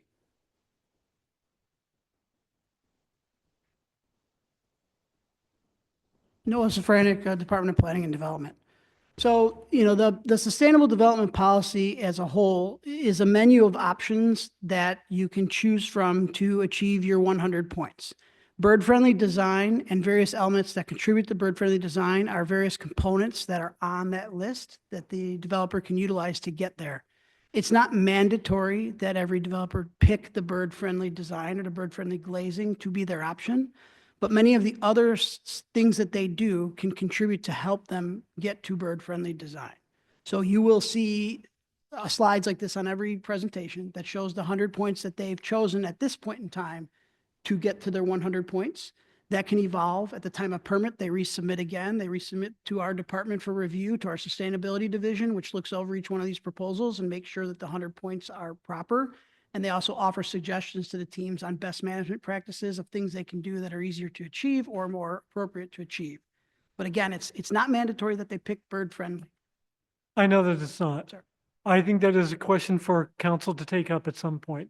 Commissioner Boatright? Or if I could just add, part of the policy and the revamp for the policy is to prioritize the use of bird-friendly design. As a reminder, it's a policy, not an ordinance. And so developers proactively choose how they reach their points. We wanted to encourage the use, which is why we have a higher weighting. So you will see how many developers in this example chose different ways to reach their 100 points for new construction, 50 for rehab of existing buildings. But you can also see how they're also incorporating bird-friendly design components across the development. So I just wanted to say, sometimes we see both and. Sometimes we see them achieving their points in addition to those points, incorporation of bird-friendly features. And what I did fail to mention from the department standpoint is, as part of the rewrite of the sustainability policy, we doubled the points that were available to developers to use bird friendliness as a way to encourage the bird friendly design component to be utilized in the sustainability policy. I recognize it and I appreciate it. I think the revamped sustainable development policy is brilliant. I want to call out in particular the 30 points you can get for building electrification. Fantastic. I I continue to wrestle with a perception I have around reticence to do bird-friendly glazing, in part because doing it upfront, I have to assume, is much cheaper than doing adaptive bird-friendly glazing down the path. I'm not going to harp on this point. You all said that you're considering all design elements on the table. I hope this is one that is considered. If there's some market study out there that I am not aware of that says that tenants are not willing to rent in buildings that have bird-friendly glazing, I'm happy to take a look at it. I'm not sure that such a study exists, but I'm hoping that we can dig into that. The person who spoke, like when she talked about folks not wanting to see birds fly into their windows, how much worse if you're on the pool downstairs and a dead bird falls into the pool? Like that's not a tenant experience that we want for anyone. So I just wanted to speak into that point. I also wanted to say, and this is more of a city challenge, because at some point, I think it was almost a year ago, we talked about the need for community development planning in the Fulton Market area. I think we talked about that some kind of planning work was happening around that need, and I just want to reemphasize it. When we look at the map of buildings that have been approved that are coming forward, none of those individually impact the need for park space, new schools, improved infrastructure for micromobility. Taken in the aggregate, 10, 15 years down the line, when these buildings are all built, cumulatively, the impact and the need that we're creating for schools, for active open space, for bike lanes is one that I'm not always sure that we're wrestling with. And so I just want to know that that is planning work, interagency planning work that's happening. Commissioner Boatright, yes, absolutely. We don't work in silos from DPD's perspective. We work very closely with the Park District. We obviously are anticipating these buildings coming online, and these are family unit buildings, and anticipating children online. And so I just want to, say on record that we are working very, very closely. We're collaborative in nature. This is not just about residential. This isn't just about density. It's about holistic development. And every project that we put forth will recognize the importance of holistically developing our city as a whole. And so I appreciate your question and really just want to, amplify the importance of us being collaborative with our partners at Park District and other entities. I mean, it's not just about the parks, right? It's a transportation, CPS thing too. It's everything, Yeah. right? So being really holistic and collaborative in nature. So yes, I appreciate your comment. I appreciate it. Thank you. No other questions here. Thank you. Commissioner Escareno, followed by Commissioner Piñeiro. I'll keep this brief. Commissioner Boatright, thank you for pointing out that we have had strong collaboration. There's been a lot of conversation between the two of us around incorporating more green space into a lot of these developments. I think at least the couple years, 3 years that I've been on this commission, it's been something that I believe has taken root, and there's conversation that is happening. I think specifically because there's so much congestion in these areas. I love the fact that our skyscrapers are now including family units, right, which adds to the community feel. And with that comes, I think, what we've just heard right now. I couldn't say it better than our public speaker, Mr. Butler Adams, around just continuing to think about green space, open space. This is a community. And as we get more people living in it, it's really having these spaces that are going to be enjoyed. And just want to thank the commissioner and the members of this commission for really thinking about this as a growing neighborhood for families that can actually benefit in multiple ways. And Commissioner, I agree. I am actually very pleased to see the sustainability plan having more options for buildings to actually select from and pick from. I am concerned we also get the advocates talking to us about bird-friendliness because we're building nature areas throughout the city to build more habitats. And so this is all very important, but I think we're moving in the right direction. And I just want to say thank you. And I just want to encourage our developers to continue to think about community when they're building these communities that are going upright. And I had not even thought about the pools. We at the Park District have nearly 100 pools. 26 of them are enclosed and over 50 of them are open. And I will tell you that most of our residents continue to ask us to enclose pools. I think it's a huge selling point for developers to really think about year-roundness in that regard. But good job, Mr. Butler Adams, for always bringing these important issues to the forefront. So thank you. I think it's great that we're moving in the right direction. And this is one holistic project that I think really points to these different areas of continued growth. So thank you to everyone. And if I could just add also the intentionality of changing the massing in the building, because now it's a residential building that allows for more air and light to come through. I mean, that's a big impact into the living conditions within the building. So, just to point it out. Commissioner Piñeiro, then followed by Commissioner Brooks. Thank you, Madam Chair. So I'm going to keep it brief because a lot has been said about the point that I wanted to make, which is about the public, the park space around the open space around the building. Just reiterate that we think it's very important, particularly in that area where the city doesn't own land and where it's in the hands of the developments that come in front of this body to really try to maintain a balance. So I do appreciate the fact that there's an evolution to the development that actually allowed for further spacing, but I'll just, for the record, reiterate how important I personally think it is to continue to focus on that effort. Thank you. Thank you, Commissioner. Commissioner Brooks, followed by Commissioner Cadaquia.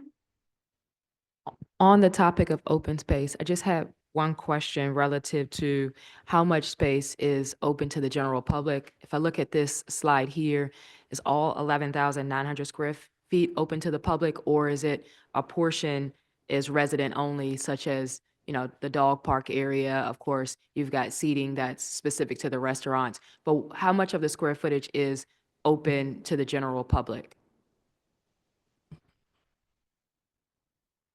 Roughly.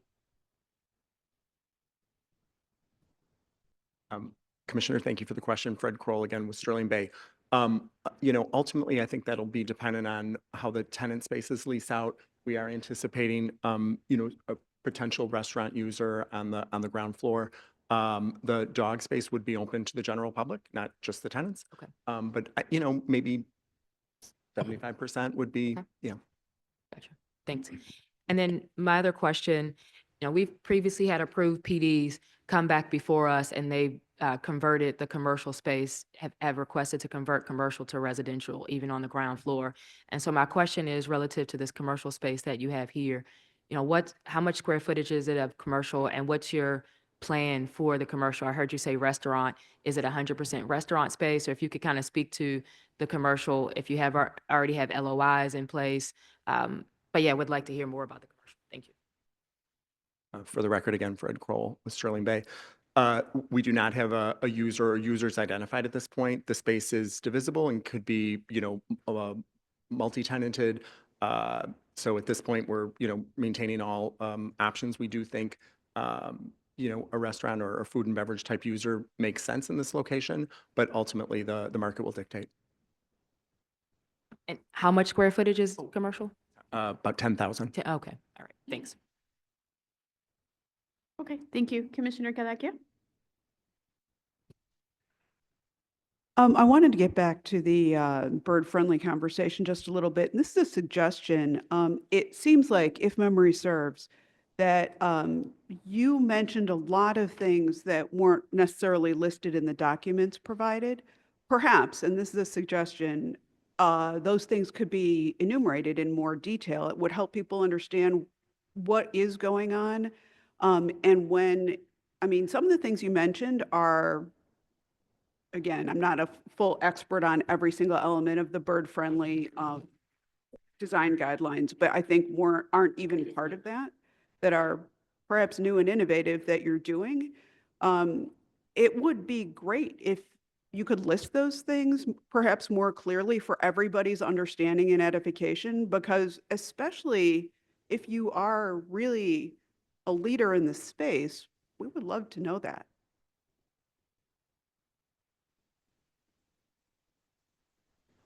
Katie Jinky Dale for the record, noted, and we'll start incorporating, or well, with DPD's approval, we'll start adding a slide on that.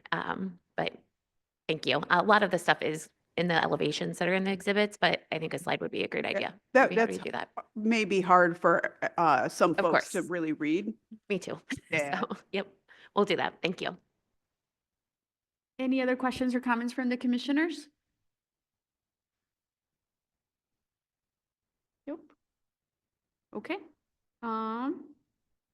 So Alderman Burnett is not here, but I know we have a letter of support, correct, from him. Okay, just wanted to state that. So if there are no further questions, I'll go ahead and ask for.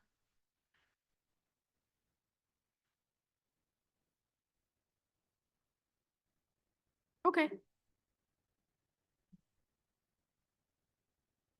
Yeah, we have time.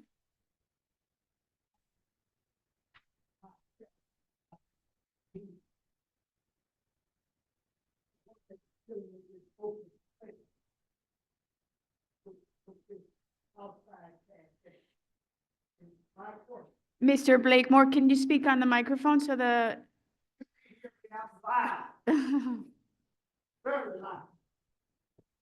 I intend to be loud to get the attention of the unjust that's going on here. Are you able to hear? No. The court reporter cannot hear you if you don't Okay, speak thank you. into the microphone. Thank you. Thank you.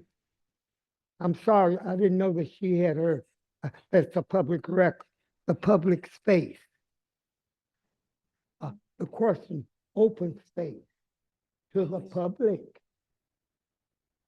To the public. So that restaurant is getting more than they're paying for. Because they're using the open space. So you should charge them more, or you have to share this public space with the public. Now, how many of those units are affordable? This is another question. Well, because we have a housing problem here. The poor can't stay here. So the big saga is when that question of public space.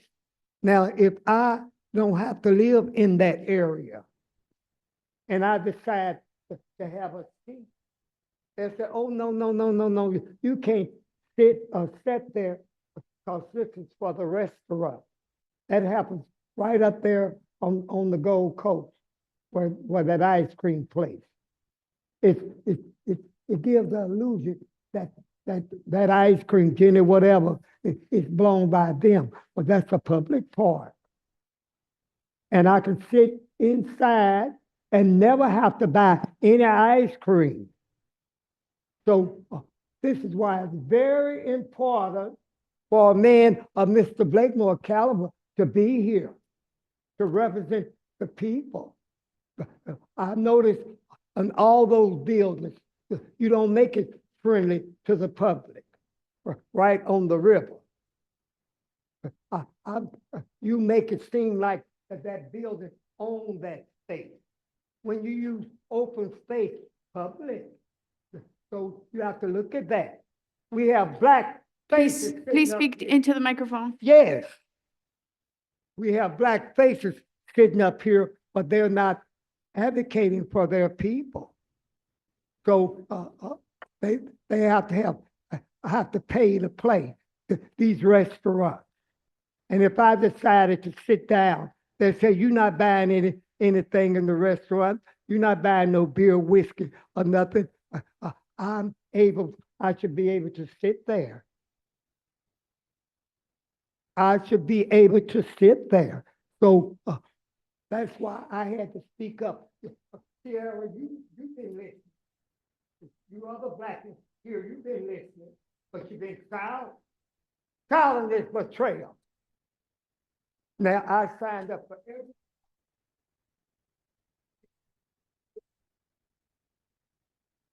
for me, units for poor people. So that developers, big.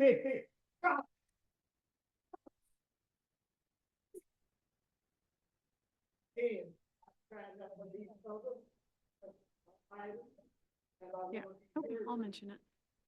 Thank you, Mr. Blakemore. Any other comments or questions from the commissioners on this item? Okay, we'll move on to the motion. Do I have a motion on a proposed amendment to Plan Development Number 1456 submitted by 1000 West Carroll LLC for the property generally located at 350 North Morgan Street, finding that it meets the requirements for approval? Thank you by Commissioner Boatright. Do I have a second? Second by Commissioner Reyes. Roll call vote.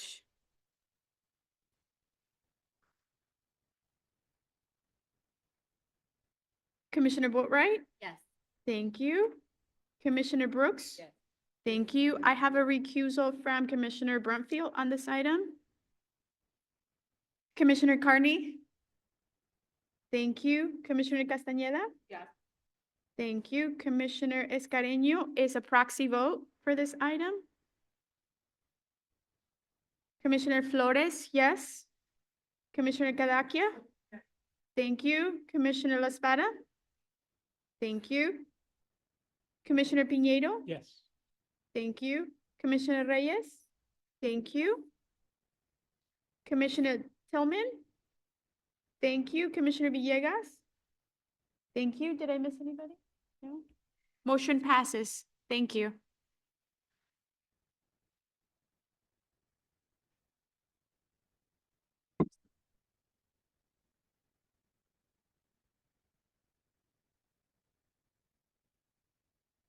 Thank you.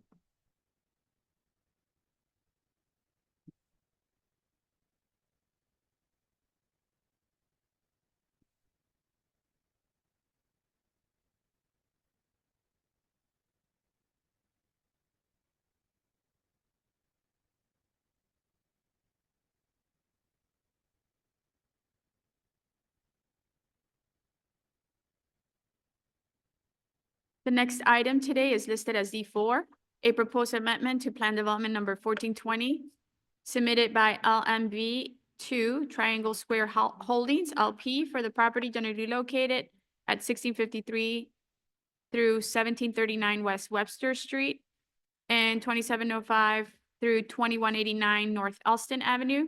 The applicant proposes to amend the plan development to expand the allowable business and commercial uses in sub-area A for the building's ground level commercial storefronts. There are no other proposed changes to plan development statements, bulk table, graphics, or improvements. The overall FAR for the plan development will remain at 3.0, number 22673, and this is in the 32nd ward. James Winter will provide the context overview and present the proposed plan. Hello, once again, for the record, my name is James Gwinner with the Department of Planning and Development. The applicant, LMV2 Triangle Square Holdings LP, proposes to amend the allowed uses and subject property of Residential Business Plan Development Number 1420 to Residential Business Plan Development Number 1420 as amended to additional commercial uses within sub-area A of the plan development. There are no other proposed changes to RPPT statements, bulk table, graphics, or improvements. The overall FAR for the plan development will remain at 3.0. The subject site is located in the Logan Square community area in Alderman Waguespack's 32nd Ward. Alderman Waguespack supports this amendment and has provided a letter of support. The area contains over 71,000 residents and over 31,000 households, and a median household income of approximately $97,000. The area's population is 51% white, 35% Hispanic Latino, 6% Black, and 5% Asian. Existing land uses in the neighborhood are primarily transportation and utilities, multifamily, and single-family residential and commercial uses. This slide shows the PD's location, fronted by Webster Avenue on the north, Metro Tracks to the east, and Elston Avenue to the southwest. The properties immediately around the site are other planned developments or are zoned commercial C2 and C3. This slide shows the current commercial uses in the adjacent areas. The portion of PD 1420 under this proposal is sub-area A, highlighted here in pink, fronting Elston Avenue. Aerial views looking north on the left and looking southeast along Elston Avenue on the right. Here are views at street level, looking southeast down Elston on the left and north on Elston on the right. Here are views showing the vacant commercial spaces currently fronting Elston Avenue. PD 1420 was built to the tenets of the North Branch Framework Plan that was adopted in May of 2017. Now I'll turn the presentation over to Danielle Castle, the applicant's attorney, who will further explain the details of the proposal. Hi, everyone. I'm Danielle Castle with Better Price. I'm here with the applicant, Peter Koopman, our Director of Development. I will keep it super brief. Let me just go to this slide here, site and procedural context. Again, this is a 4 sub-area plan development. It was approved several years ago. The area in blue, sub-area C, is a fully developed and occupied condominium building that is not part of this amendment. The irregularly shaped exterior sub-areas B and D, those are in green and brown. Those are also still owned by the original developer, Belgravia, or adjacent or affiliated entities, undeveloped to date. Sub-area A, which is pink or salmon, depending on your perspective, is our subject property for this amendment, sub-area A. The applicant, LMV2 Triangle Square Holdings, purchased the site from Belgravia in 2018, developed this multi-story building. It has on the upper floors 298 apartments, 222 parking spaces, and approximately 21,223 square feet of commercial space. And here's where we've had not the greatest success to date. It's been very, very slow to lease up. And already twice before this PD has been amended for a single tenant. It was amended in 2022 to add sports and recreation participant indoor, and then it was amended again in 2023 to add just one use, animal services. So starting last year, we got an LOI and then a lease signed with a personal service business that's going to remedy and fill about 1/3 of the vacancy left. And I sort of took a pause and I went to the developer and I said, could we try to do this a little more comprehensively to be more efficient with the city's resources and your resources? And let's see if we can come up with a coherent list that the city can support and the aldermen can support that will make this more leasable so that you don't keep having to come back over and over again. And if you go, I'll come back to this slide in just one sec, but let me just, I tried to create this slide so y'all could see what will the ultimate allowable uses be for sub-area A when and if this amendment is approved. I highlighted in blue everything that we're trying to add through this amendment. I'll note that with one exception, which is a rooftop outdoor patio, which is a little bit of a long shot given our configuration anyway, every one of these blue uses that we would be adding as allowable uses is a permitted use under the C23 district, which is the underlying district for this plan development. When it was originally created by Belgravia, there was a multi-step zoning where they went from M2 to M33, I'm sorry, to C23 and then to residential business plan development. So we're really, really trying to be efficient, look forward. I will say that we had proposed some more uses beyond this, but through dialogue with staff and with the aldermen, we pared it back to this list. So really, those last two things I just wanted to mention. You know, as I'd put at the bottom of this slide, we're really trying to accommodate potential tenants, get this fully occupied, but without having to incrementally amend the PD each time.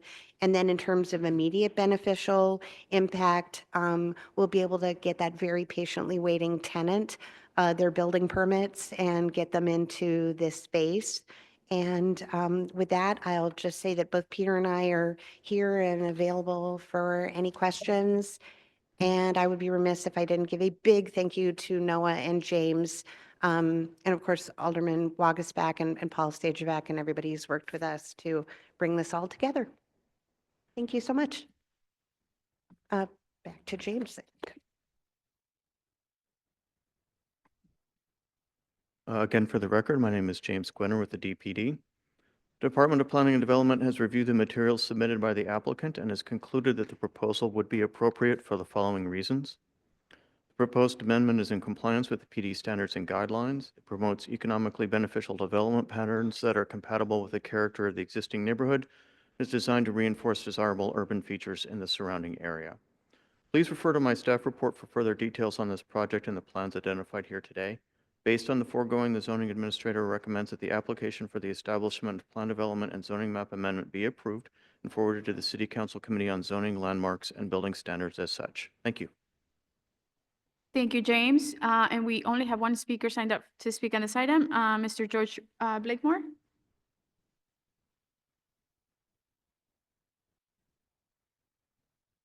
Reading is fundamental. One of the applicants came up and said, Mr. Blakemore, that they have a portable unit.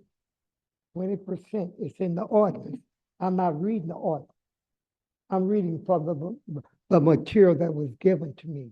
And it says nothing about affordable housing. That's why it's very important for a man of my high caliber to come to these meetings. And that's why they want to silence me. Trump, I told Trump to come here and clean up this Democratic swamp. Clean it up. So I'm being punished. He came up, Mr. Blakemore, they're affordable units. I say what I'm reading is fundamental. I'm not seeing anything like that. Also, that when you have these commercial sites on the premises, say multi-site, some of them commercial. Well, these low-income people should be able to work there. They're part owners there because this is their building. They should be able to be the business people. The affordable ones that live there, they supposed to get a piece of that commercial pie because it's there for them. Now, when you know better, you do better. Black people have a housing crisis because of the illegal immigrants and poor black leadership. No black leadership. So it's just the mere fact that right here on this board, 1, 2, 3, a black. So I think our black people, something went wrong. They've been miseducated. They have mastered the King English, but they're not Englishmen. So it's very important for me to come to these meetings. And that's why they use the Trump clean up the swamp. They'll use the military to throw me out. He's loud, he's uncool, or whatever. They want, your 3 minutes are up. Your 3 minutes are up. Beep, beep, beep, beep, beep. Your time is up. All of you all are Democrats. It's a cesspool down here. It's totally a cesspool. When you have those commercial spaces there, you're supposed to educate those tenants there that they should be able to own those commercial spaces and should be able to work there. So this is why they bitch them all. And I signed up for the next. What you want is to lock me up? Get away from me. I told you about that. Get away from me. Please do not disturb the meeting.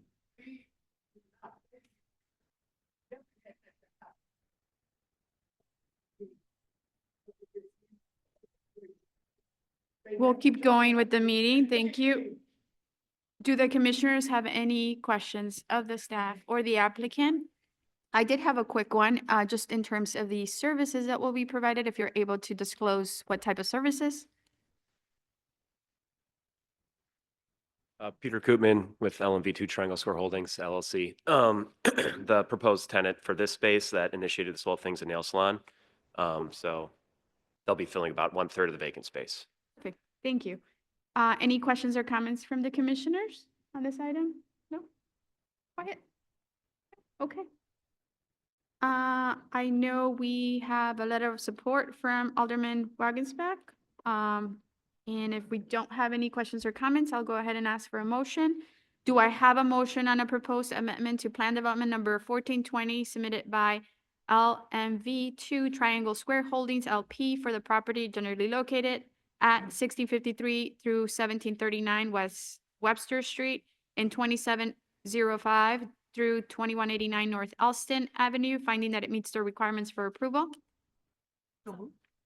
So moved by Commissioner La Espada, second by Commissioner Piñero.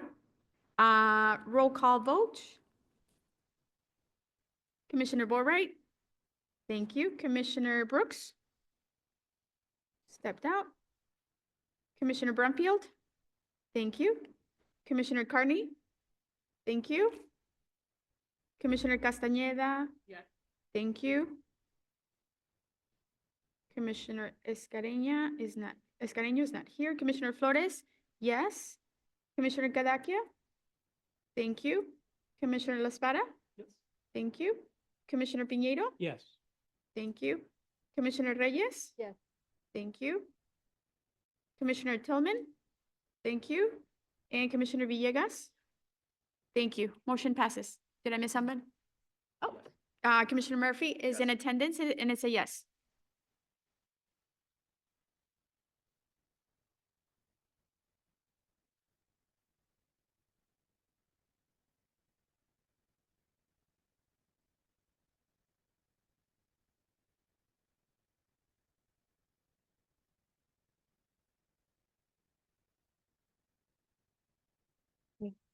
The next item today is listed as Z5, a proposed residential plan development submitted by Bickerdike Redevelopment Corporation for the property generally located at 5853 North Broadway. The applicant is proposing to rezone the site from B1-2, a neighborhood shopping district, to a B2-5 neighborhood mixed-use district, and then to a residential plan development. The applicant proposes to construct an 11-story residential building not to exceed 128 feet with up to 90 residential dwelling units and 14 parking spaces. The maximum floor area ratio will be 5.0. This is item 22371, and it's in the 48th Ward. Omar will provide the context overview and present the proposed plan. Thank you. Good afternoon, Commissioners. For the record, my name is Omar Smailobegovic with the Department of Planning and Development. This proposed development is generally located at 5853 North Broadway and is located within the Edgewater community area within the 48th Ward. The applicant and their development team appear here today for the purpose of establishing a new plan development. The site is currently zoned B12 Neighborhood Shopping District. The applicant has been awarded an allocation of low-income housing tax credits by the City of Chicago's Department of Housing and proposes to rezone the property to B2-5 Neighborhood Mixed-Use District prior to establishing a planned development in order to construct 90 units of affordable housing in a building not to exceed 11 stories in height. The site is located in the Edgewater community area, which has a population of approximately 56,099 people. The population declined from 2000 to 2010, but has stabilized in the past decade. The site is adjacent to Broadway Armory Park, which is a Chicago Park District recreational facility to the north, and a building formerly utilized by the Chicago Transit Authority to the south, with elevated CTA tracks, which bound the property in the alley to the east. While most buildings in the immediate area are not more than 5 stories in height, a 310-foot tall residential building is located near the site at the northeast corner of Broadway and Ardmore Avenue. More high-rise residential buildings are concentrated along the shore of Lake Michigan to the east. The site is in a transit-served location. It is served by the CTA Red Line as well as CTA bus route number 36. The site is near many schools and amenities, including Osterman Beach to the east. As stated before, the site is adjacent to a Chicago Park District indoor recreational facility to the north, elevated CTA L tracks to the east, a CTA facility to the south, and 1 to 4 story restaurant and residential buildings to the west across Broadway. The applicant proposes to rezone the property from B12 to B2-5 prior to establishing a planned development. The site is adjacent to other B1-2 zoned properties to the south and west and a parks and open space zoning district to the north. The proposal is consistent with the Broadway land use framework that was adopted by the Chicago Plan Commission on February 20th, 2025. The framework recommends the development of higher density housing in this area to support the creation and preservation of affordable housing. I will now turn the presentation over to the applicant team to go over the details of their proposal.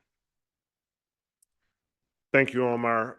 For the record, my name is Steve Friedland. I'm an attorney with Applegate and Thorne Thompson, here representing Bickerdike Development Corporation.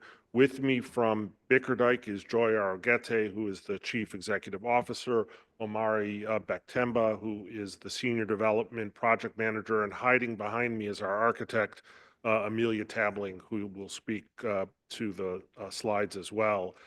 I think many people on the commission are familiar with Bickerdike. Bickerdike's a 50-year-old not-for-profit organization.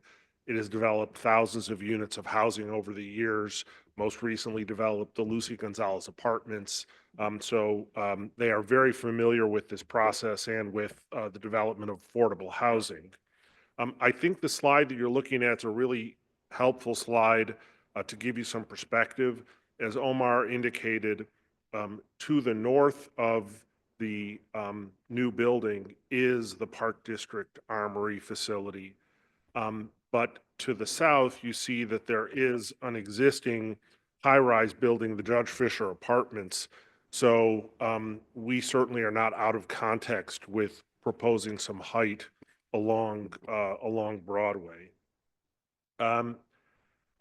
This just gives you a sense of how the building is going to be sort of split up.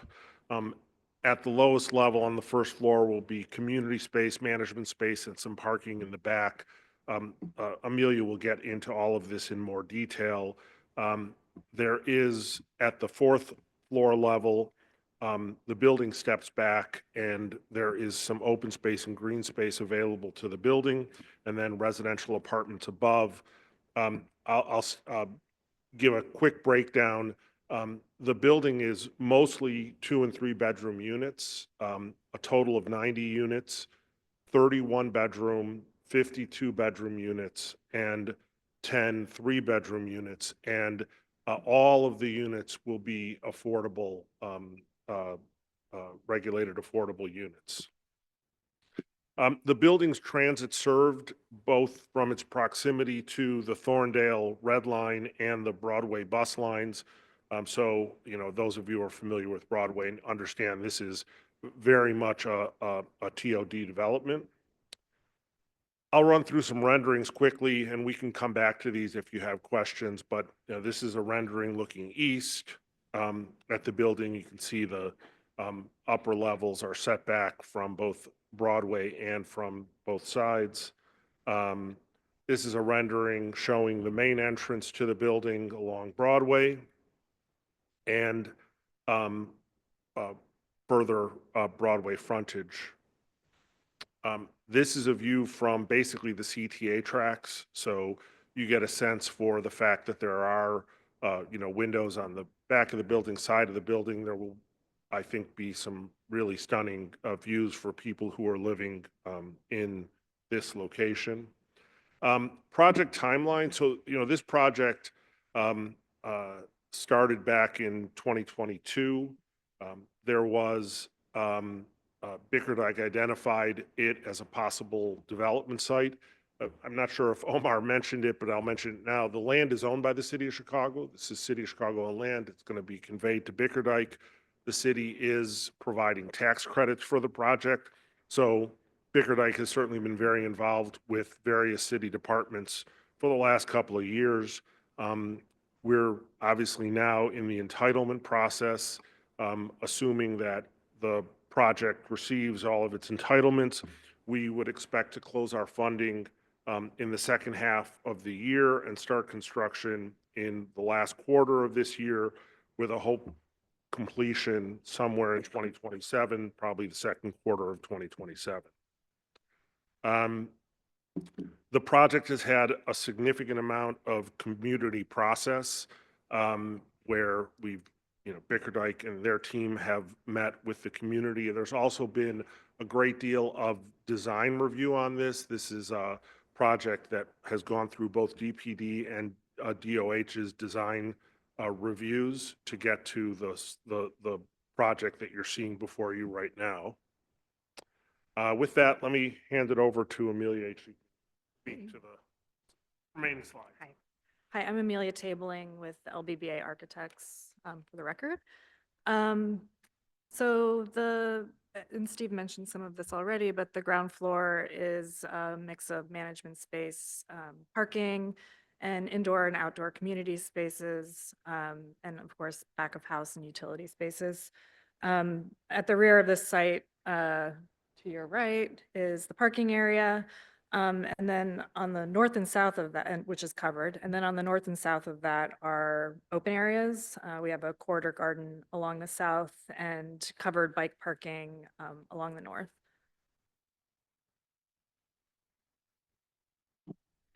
Thanks. This is a typical floor plan for levels 2 and 3. So you'll see the 3 units that are facing Broadway. And then there's shared laundry at every floor. Going up the building, this is a typical floor plan. This is actually levels 6 through 11 that have the angled projections that you see in the renderings. The other 2 levels don't have that, just to provide the variation in the massing. And then the roof plan, we have a lot of green roof planned at the moment for stormwater volume control and just as a sustainable feature. We also have portions of the roof that are PV ready. And as mentioned before, the 4th floor has a roof deck for resident use. Building elevations, the design, there were a lot of iterations, but the design wants to have a kind of cohesive design strategy for the envelope with a consistent visual language. So we have a couple materials, but we're using color, those massing shifts to provide the visual interest on the block. Also based on community feedback, they wanted masonry at a portion of the 1st floor, so that's to the north. And then the remainder of the building is a high quality pressure equalized rain screen system with ACM panels. And then you can see the language kind of wrapping around the building here. This is the north elevation. And then the south elevation, you can see the corridor garden at the 1st floor there. The building section, you can see the covered parking. There's the covered entryway, and then the setback off of Broadway, which is on the left. Some facade sections that show the rain screen and brick envelope systems with a nice amount of continuous exterior insulation, and it's a cast-in-place concrete structure. So the circulation is pretty typical for an infill site. So you have the public access off Broadway, of course, and then the tenant access and utility trash access from the alley side. So the parking will be coming from the alley. There's also one-to-one bike parking distributed on the site.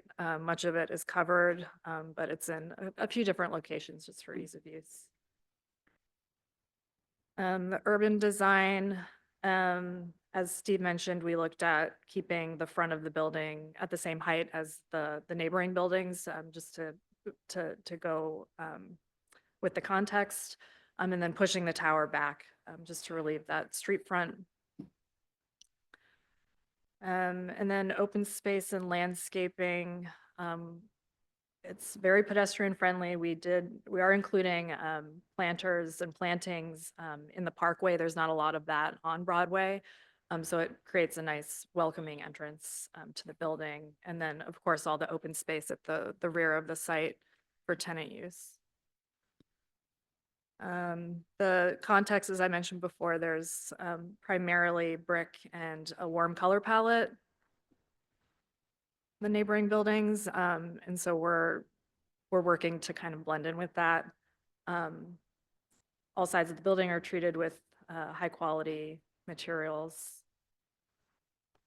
And then the sustainable development policy, we're meeting and exceeding with a whole bunch of sustainable features. We're at 115 points over the 100 minimum required. Thank you. So just to finish up here, we've met with stormwater and will be meeting the requirements of the stormwater management ordinance. As I stated, the project's 100% affordable.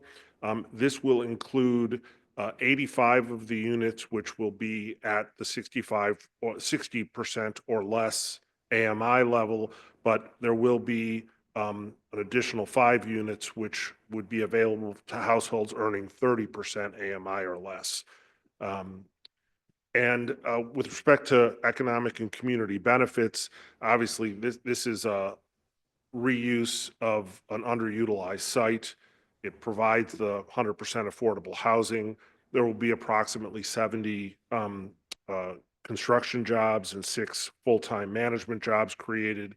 Bickerdike, obviously they've done this before. They're very familiar with making sure that hiring goals will be met, and they will meet the 26 and 6 and 50% city participation requirements. The project's a total investment of over $70 million. So we're certainly very excited about it, and thank Alderman Hoppenworth for her involvement and support in this. And with that, I'll turn it back to Omar.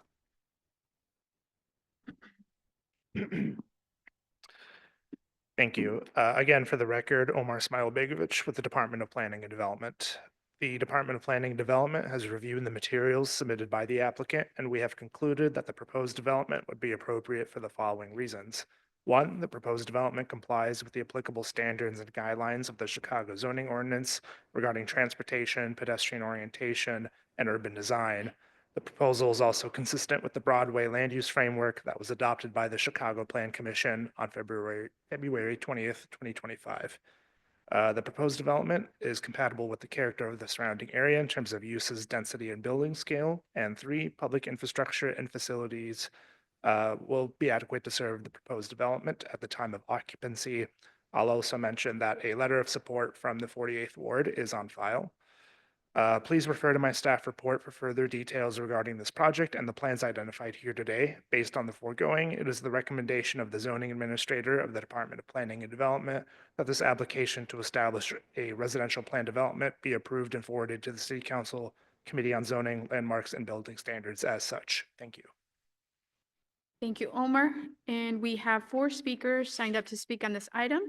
Mr. Butler Adams, Ms. Christy Contreras, Mr. George Blakemore, and Mr. Juan Calorano.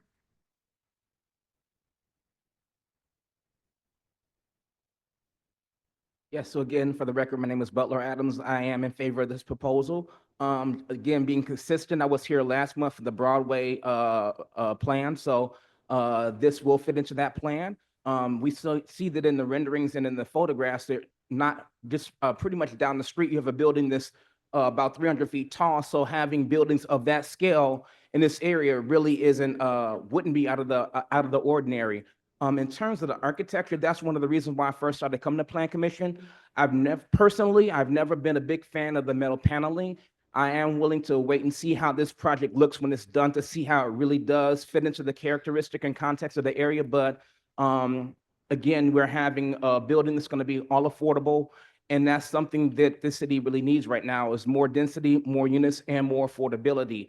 Just this year, within the central area, we're only going to deliver about 300 apartments, and next year about the same thing. Right now, demand is very, very high, and there's not that much unit availability, which is pushing rents up everywhere. So I do hope that this is a start of something that we'll see not only along Broadway, but also along Western and perhaps 95th Street and 79th Street, because that's next on the agenda.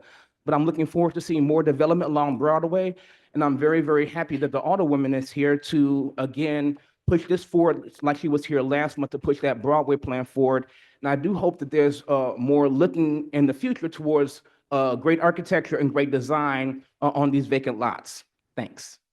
Thank you, Mr. Adams.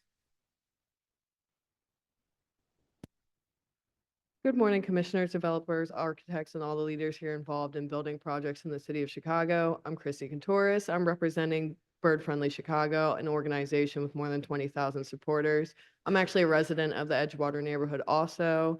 I'm here to ask Biker Dyke Development Corporation and LBBA Architects to revise their plan on 5853 North Broadway to include bird-friendly glass on the large ground level windows. This is a great project for the community, and we do support it. The untreated glass at the landscape street level will kill birds who collide with windows.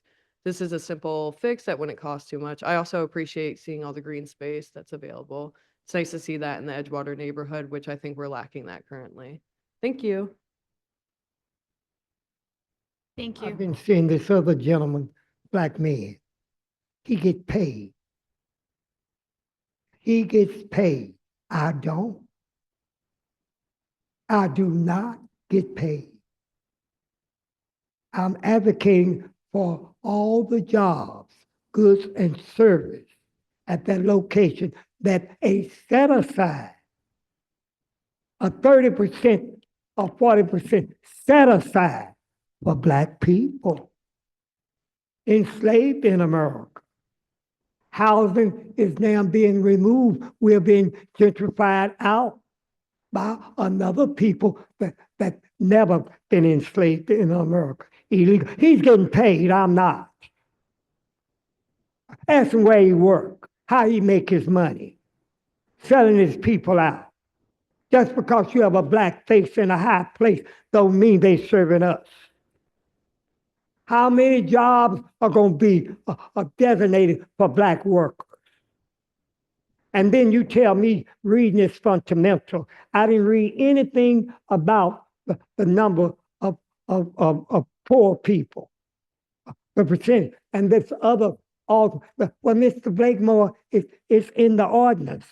I asked for the agenda, and I'm reading for the agenda. All the years I've been coming down here, never have anybody in planning and commission treated me with so disrespect. When they had Mr. Cox there, the police came and recessed the meeting with Sterling Bay. I was advocating for black people. So we have black faces in high places selling black people out. Trump, come by here and clean up this Democratic swamp right here. Go red, go blue, go black. Black is where it's at for me. I'm advocating for me and my people. I've never, even when Emmanuel was there, never would somebody come up and tell me, your 3 minutes are up. I advocated so well that they recessed the meeting, threw me down, and I had an operation. I am a threat to the system, to this swamp here. All y'all 6'9" each other, and black people are getting nothing out of it. That's why I am a threat. That man is not Mr. Blakemore. He's not George Blakemore. Now my 3 minutes is up. Never was I treated like this. Never. That want to lock me up, but they did. They recessed the meeting. They got to do something to this end. They recessed the meeting. Thank you.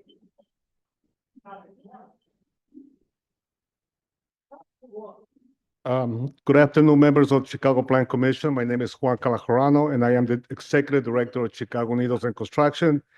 Thank you for the opportunity to speak today, and I will be speaking in strong support of Bickert Dyke Redevelopment Corporation's proposal for rezoning of 5853 North Broadway to a residential plan development. As Executive Director of Chicago Needles and Construction, I represent a group of committed to foster equity, inclusion, and opportunities for minority contractors in the construction industry. Bickert Dyke Development Corporation has long been an ally in this mission, demonstrating a consistent commitment to ensuring that development projects reflect and uplift the diverse communities they serve. The rezoning of 5853 North Broadway represents more than just an opportunity to bring 90 affordable housing units to this vibrant, transit-oriented neighborhood. It is also a chance to ensure that the development process itself is equitable and inclusive. We at Chicago Unidos strongly support this project, not only because of its potential to address our city's pressing housing needs, but also because of Bickerdike's dedication to including minority-owned contractors and businesses in the construction process. By collaborating with an organization like ours, Bickerdike will be setting an important precedent. They are showing that affordable housing and inclusive economic development can and should go hand in hand. This project will provide much-needed opportunities for minority contractors to participate in and benefit from the growth and development of our city, creating jobs, building capacity, and strengthening the economic foundation of our diverse communities. Moreover, this development located in the 48th Ward will contribute to the long-term vitality of the Edgewater neighborhood, ensuring that it remains a welcoming and dynamic place for people from all walks of life. With its prime location near the Red Line, future residents will have access to essential transportation, connecting them to jobs, education, and services across the city. Rezoning this site as a residential plan development is not just a decision about housing, it's a commitment to equitable development.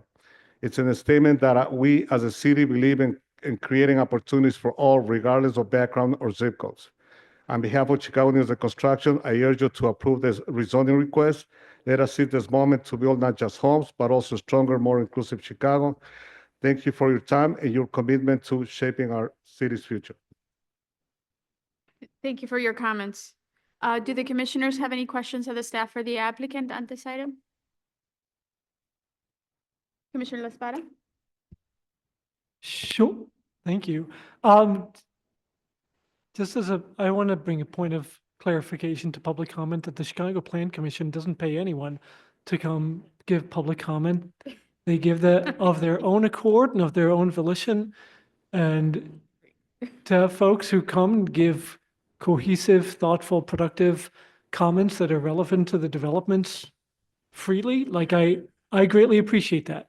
I really appreciate the development, particularly that's in front of us today. Certainly, like I've had an opportunity to, through both my professional and personal capacity over the last 20 years, to have a lot of great opportunities to work with Bickerdike Redevelopment Corporation. Very specifically, I love the commercial frontage on this. I think there's a lot of thoughtfulness.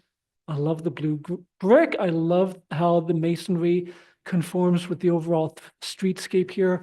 I know that Mr. Adams was talking about how the metal panels play more broadly. I would encourage him to actually come and check out the Lucy Parsons Apartments over at Logan, Kedzie, and Milwaukee to see what that actually looks like in context, because it can look really beautiful. The income grading is great. I will back up the point that was made around bird-friendly design, particularly on the storefront, like the first floor glass frontages there. But otherwise, I mean, particularly the setback of the massing is great. We're actually talking to developers in the first ward around that as well. It's just a great way to have it feel very cohesive to the overall Broadway streetscape. So really appreciate that, and I appreciate my colleague working to bring such a thoughtful development forward. Thank you. Thank you. Thank you. Any other questions or comments from the commissioners? Okay. I think I'll open it up to the Alderwoman to make her statement. Thank you. Thank you, Omar, and thank you, Bickerdike. So this, although you've been around for a half a century, you know, this is the first affordable development that you're bringing to the north side. And Edgewater is one of two communities that I serve. And Edgewater, as you pointed out in your presentation, has a lot of challenges with population decline, with the rents rising, with low vacancies, and also with just the way that we have zoned Broadway. Over the last 18 years, we've had no residential development on the west side. And we have, on the other side, on the east side, the completion of the red purple modernization, CTA's upgrade of our red line the first in 100 years, a $2 billion investment. So when we're talking about transit served locations, this is really it. This is a very dense location, a very diverse community across race and class. I am a renter also. I have been in the neighborhood for almost 30 years, and I raised my kids here. They're products of public schools. The first one graduated from Northwestern in education, and so he is a teacher. He teaches in the back of the yards. He can't find a place to live in the neighborhood that he grew up in, and this is wrong. So we need to figure out ways. Thank you to this commission for your support for the Broadway land use framework. That's the first step to bringing more affordability into not just Edgewater, but the city of Chicago. We need to build more in a very mindful way, and that is really something that I'm very grateful for DPD's work on.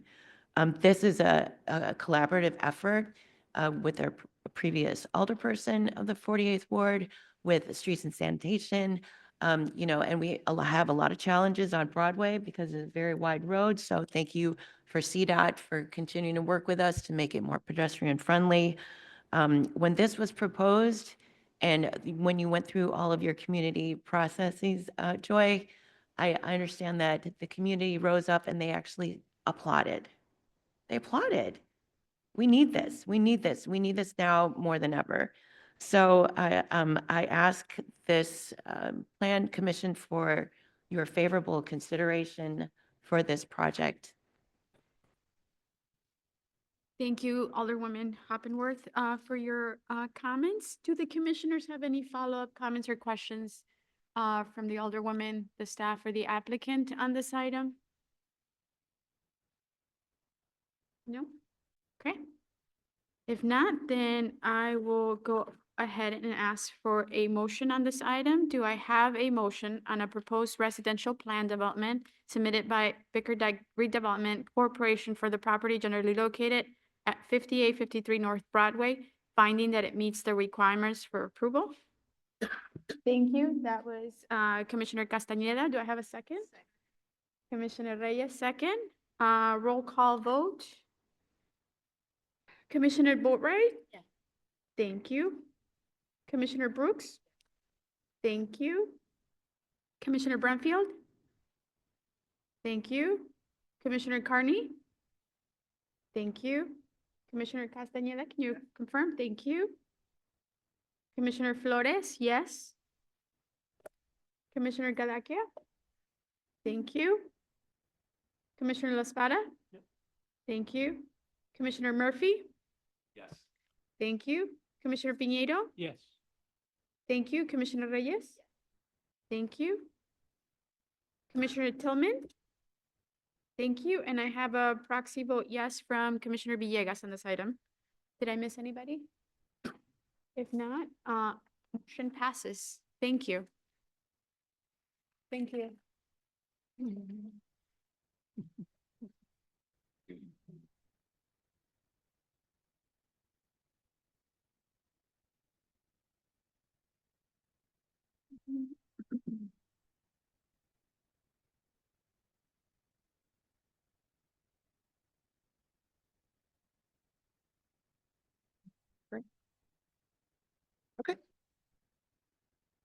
Good afternoon.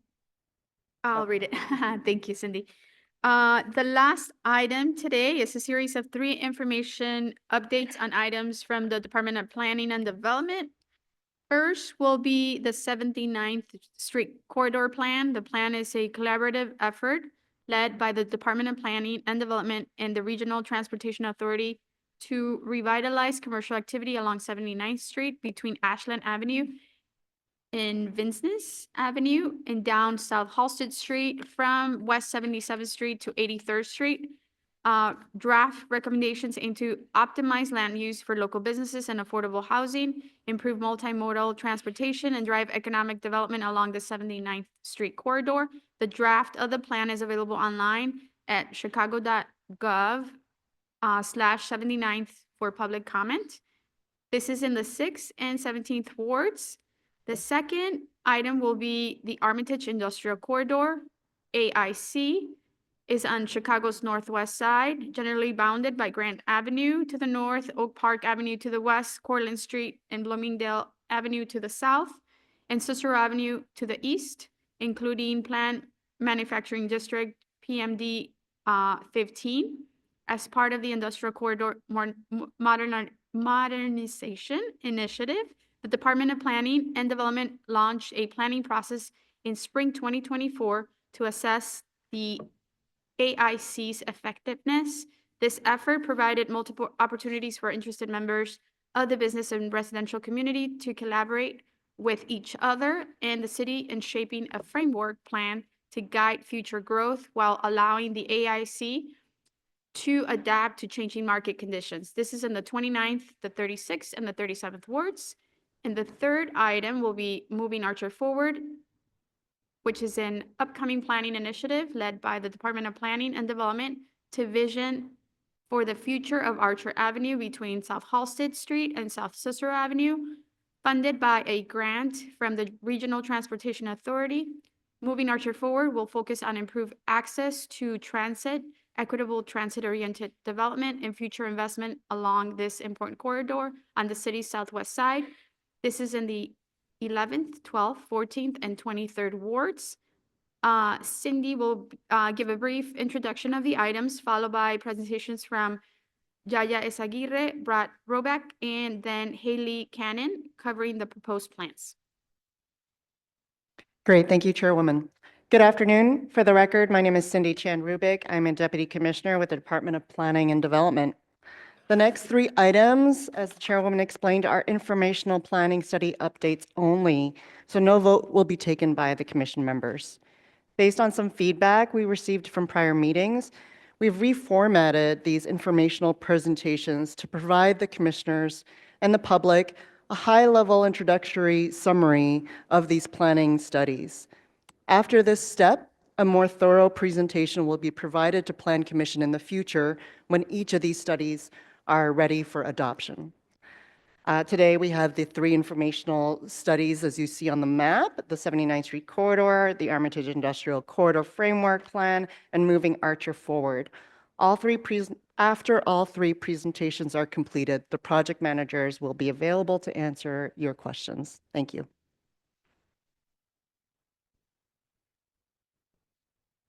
Good afternoon, Commissioners. For the record, my name is Jaya Esaguirre, Urban Designer at DPD. Today, I am presenting informational on 79th Street Corridor Plan. The 79th Street Corridor Plan was conducted in partnership with RTA, the Regional Transportation Authority. The consultant was Hazel Levine, and the community partner was the Greater Auburn Gresham Development Corporation. The study area is located in Auburn Gresham community along 79th Street between Ashland and Vincennes, and down Halsted from 77th Street to 83rd Street. The area lies largely within the 17th Ward with an east corner in the 6th Ward and overlaps with the 79th Street TIF district. Community engagement took place over 2+ years and included 3 public meetings with over 100 survey responses and over 60 regular participants.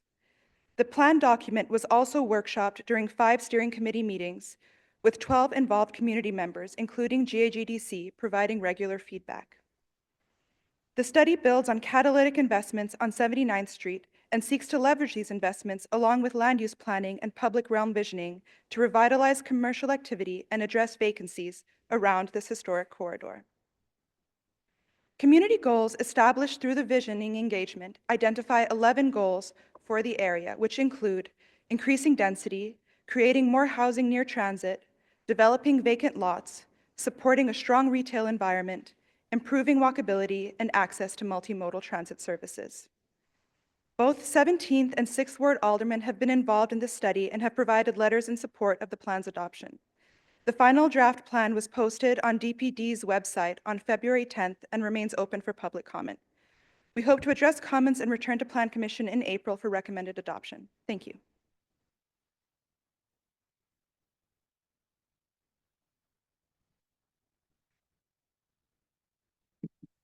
Great, thank you. Can everyone hear me okay? Great. Good afternoon, Commissioners. Thanks for having us here today. For the record, my name is Brad Roback. I work in the Department of Planning and Development. And I'm here today to talk about the Armitage Industrial Corridor planning effort. As mentioned, the Armitage Industrial Corridor is located on the west and northwest sides of the city. It's split between the northwest and west regions over there, and it includes parts of wards 29, 36, and 37. And we've held multiple meetings with the aldermen there, and they are supportive of the effort, and we have a few letters on file as well. The Armitage Industrial Corridor also includes Planned Manufacturing District 15, which is also an important part. Most notably, it's served by 4 metro stations within the corridor that provide commuter rail service to both the residents around there and employees that travel to the corridor. There's a website link here that you can find out more information about the study. There we go. So we kicked off the study last year, and we had a couple of public events beginning in July of 2024. Since then, we've engaged over 200 individuals and businesses through a series of those meetings. We had 2 open houses, 1 street festival where we went and had a table and talked to a lot of people. We held 2 working groups during the month of October of last year, as well as toured many manufacturing businesses in the area. So we've engaged with a lot of different people there. We've collected a number of comments and input, which we have used to develop some draft goals, which I'll talk about in a minute.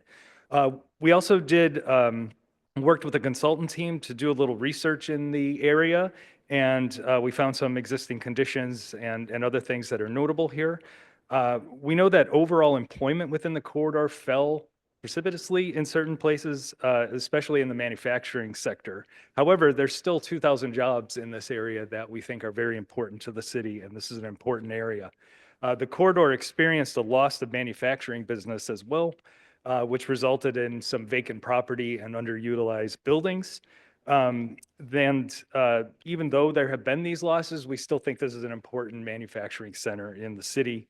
And our goals and objectives that we're working on sort of reflect that.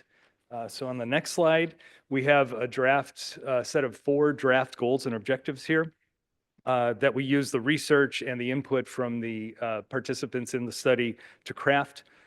Really what we're looking at is focusing on the area to strengthen it as a job center within the city, but also recognizing that there's changing market conditions in the area and coming up with some ideas on how the area can adapt to that. That includes, proposing some areas that might see land use change, as well as trying to improve communication and infrastructure in the area. And the next steps, which are on the next slide here, is to post a draft of the plan, leave it open for 30 days in April to get more public input on that process, and then come back to Plan Commission in May for adoption consideration of the plan. Thank you very much for your time and attention, and I'll be here to answer any questions you have. Thank you.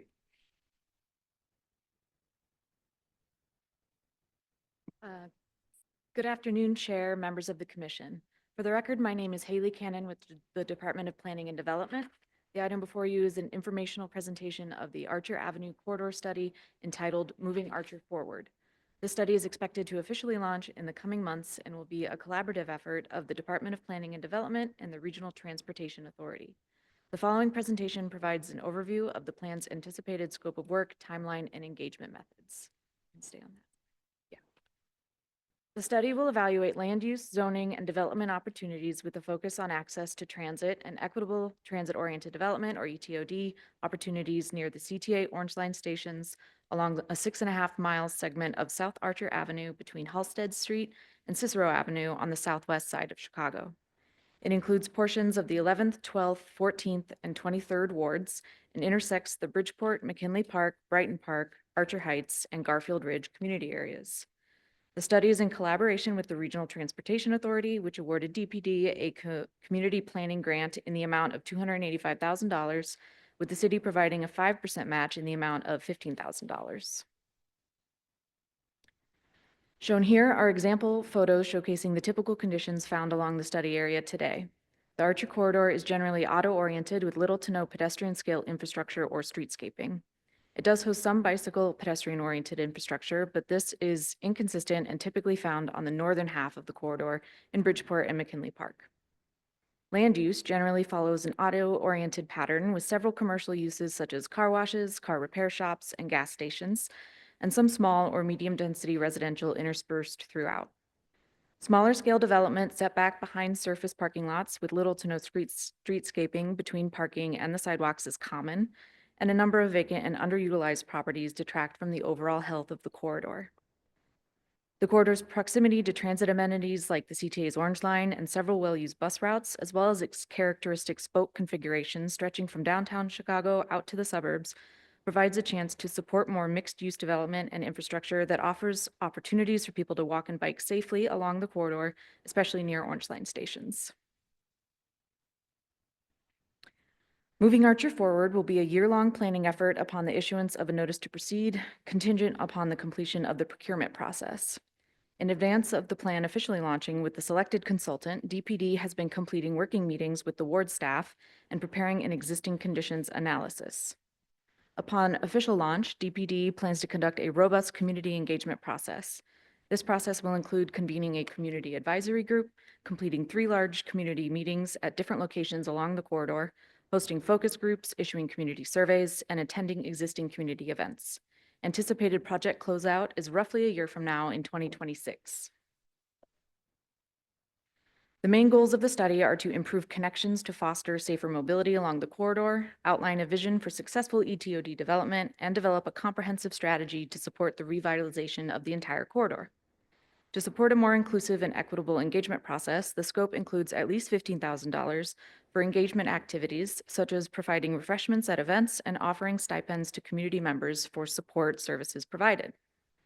The plan will include a market analysis, evaluation of existing public realm and traffic conditions with recommendations for improvements, a land use and zoning review with potential zoning change recommendations, and an analysis of transit connections and strategies for supporting ETOD development.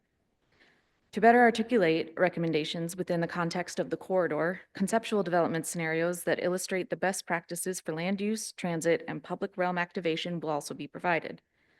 Finally, the study will include an implementation plan and next steps that provide timing for recommendations and highlight funding opportunities that local investors, businesses, and community organizations could use to improve their corridor. As previously mentioned, we recently completed a round of meetings with impacted people to better understand their priorities. We hope to officially launch the plan and begin to work with the consultant in the coming months, and will immediately begin community engagement by launching a community advisory group and scheduling stakeholder interviews. We anticipate that the Moving Archer Forward Corridor study will be posted and available for review and public comment in early 2026.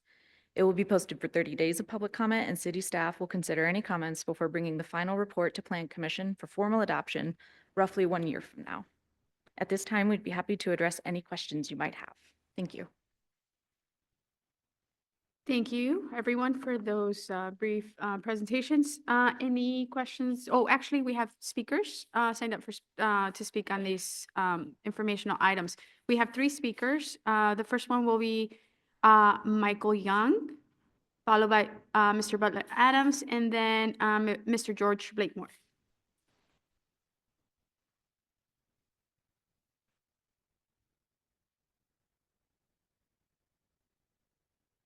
Yeah. What's that? I'm sorry.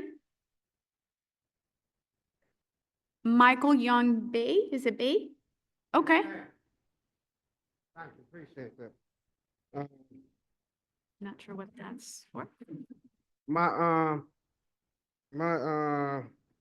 understand, I'm speaking on the 79th Street corridor plan. I don't see the same effort being put in this community as others from what y'all just presented and what we been seeing over the years. You know, so basically, like, I got some questions maybe y'all can ask once y'all discuss it or answer or give me a better understanding of what's going on. But I feel though these aldermen should be present, number one, which is Alderman Hall and Moore. Also, I didn't hear nothing about the modernization of that plan of the corridor, as we also seen in the previous presentation. up there on the north side. Also, what is its goals and objectives? And how long this study gotta continue? You see, this should be a process that's moving forward from what I heard that, y'all done had other, meetings on this. You know, a study shouldn't take that long. You see what I'm saying? And, what's the adoption and of the study, and where is these investors? Where is it coming from? What the visualization of this plan look like? We need to know that for the communities, you know, on the south side, on the west side, and underserved communities. We need to see what them things look like, and we need them aldermen here to speak on that, on what they are accepting or plan. What's their plan for these areas? Because it seems like it's just pushing that on past, and it's not getting the right attention, and that's why our neighborhood's not getting the right attention. That's why the people not getting the right attention, and that's why we have the problems we have, no matter what the issue is in these underserved communities.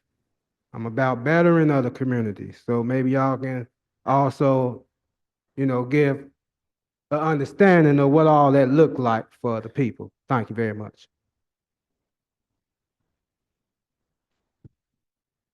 Yes, again, for the record, my name is Butler Adams. I know these are just informational right now, so there's still time to make changes. And right now, I just want to kind of speak on the 79th Street plan because last month when we had 95th Street, I mentioned 79th Street, not realizing this was in the works. So yay about that. I do hope that one extra step is taken because right now this stops at Vincennes. And I think they should go a little bit further east to the Dan Ryan Expressway to State Street because it's only another half mile to the east. And right there at State Street and Dan Ryan, you have the 79th Street Red Line stop. And there's a way there, again, to have more equitable development and density along that small corridor by just extending the 79th Street plan a little bit further east to State Street. I know there's still time to make changes, and I hope that is looked at. In terms of the Archer one, I haven't followed those other ones as closely, but I know there's time for me to look at these plans and send emails if I need to. But I drive down Archer quite often going to and from Midway Airport, and it is a boring, kind of dismal street to drive down, very depressing. So there's a lot of opportunity to build up, especially near the Orange Line transit stations to kind of run along that corridor. So I'm looking forward to that. And of course, again, with 79th Street, I hope that DPD looks at perhaps, again, extending this plan a little bit further to the east of the Dan Ryan because there's so much more vacant land just in that area. So that's it for now. And I look forward to this coming back in the future. Thanks.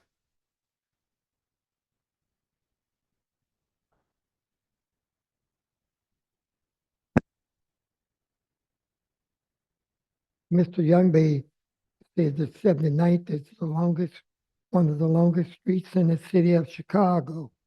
Now, this stretch, manufacturing. Reverend Trump said we need to have manufacturing here in America. We need manufacturing here in this city. And this corner is where Father Flagan Church and all over that region, but high crime. High crime. Well, who's committing these crimes? The Democratic Party, the blacks, the sellout blacks. High crime in these areas. These Hispanics advocate for their people. The black ones don't, for whatever reason. High crime in those wards. Well, then you're going to lay that on the Hispanics or the illegals? Are you going to lay it on red or blue? No, I'm laying it on the black people that live in these hellholes, the sellouts, the Aunt Jemimas, the house, that live in these areas. And Mr. Youngby say, what about the ultimates and the study? You got black faces in high places selling people out, manufacturing, high crime. Well, since the majority of people that live there are black people, Why don't you reach them? Why don't you teach them? Give them jobs, goods, contracts, and service. You think you white folks gonna do it? If black people can't do it, go black. Talking about red, go blue, go black. To your own black, but be true. Bring economic development into our neighborhood. We have poor black leadership. The Hispanic people advocate for their people. They're moving on up. What about the schools in those areas? 12 years going to school and reading on the 4th grade level? No jobs, no goods, no contracts and service, and you're talking about white folks? Look in the mirror, my black brothers and sisters. The solution is you. And I am leaving it up to you. That's why they want to silence me. I'm a threat to the system, you see. Go red, go blue, go black. Be selfish. This area is a hellhole going west. And you think these white,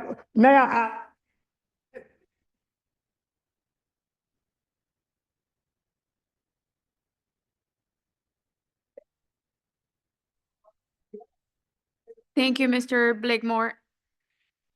I'll open it up to the commissioners for comments or questions on these 3 items. I do have some questions. Commissioner Piñeiro? Thank you for the presentations, and I'm looking forward to the next steps. All 3 important plans, and looking forward to the next steps on all of them. I just have one question related to, I think maybe Brad or Cindy, if you can address it, related to the Armitage corridor. I think you mentioned that that there's been some depletion of some of the industrial activity in the corridor. I don't know if the scope of the analysis and the assessment gets into what's been the cause of that, what's been happening that's been occurring. I'm just curious what's been developing there. Yeah, we sort of scratched the surface at why that was, but it's changing market conditions and just jobs and companies leaving the area. There's been a couple notable companies that have left, like Zenith and others over time, that have just found other locations to move on.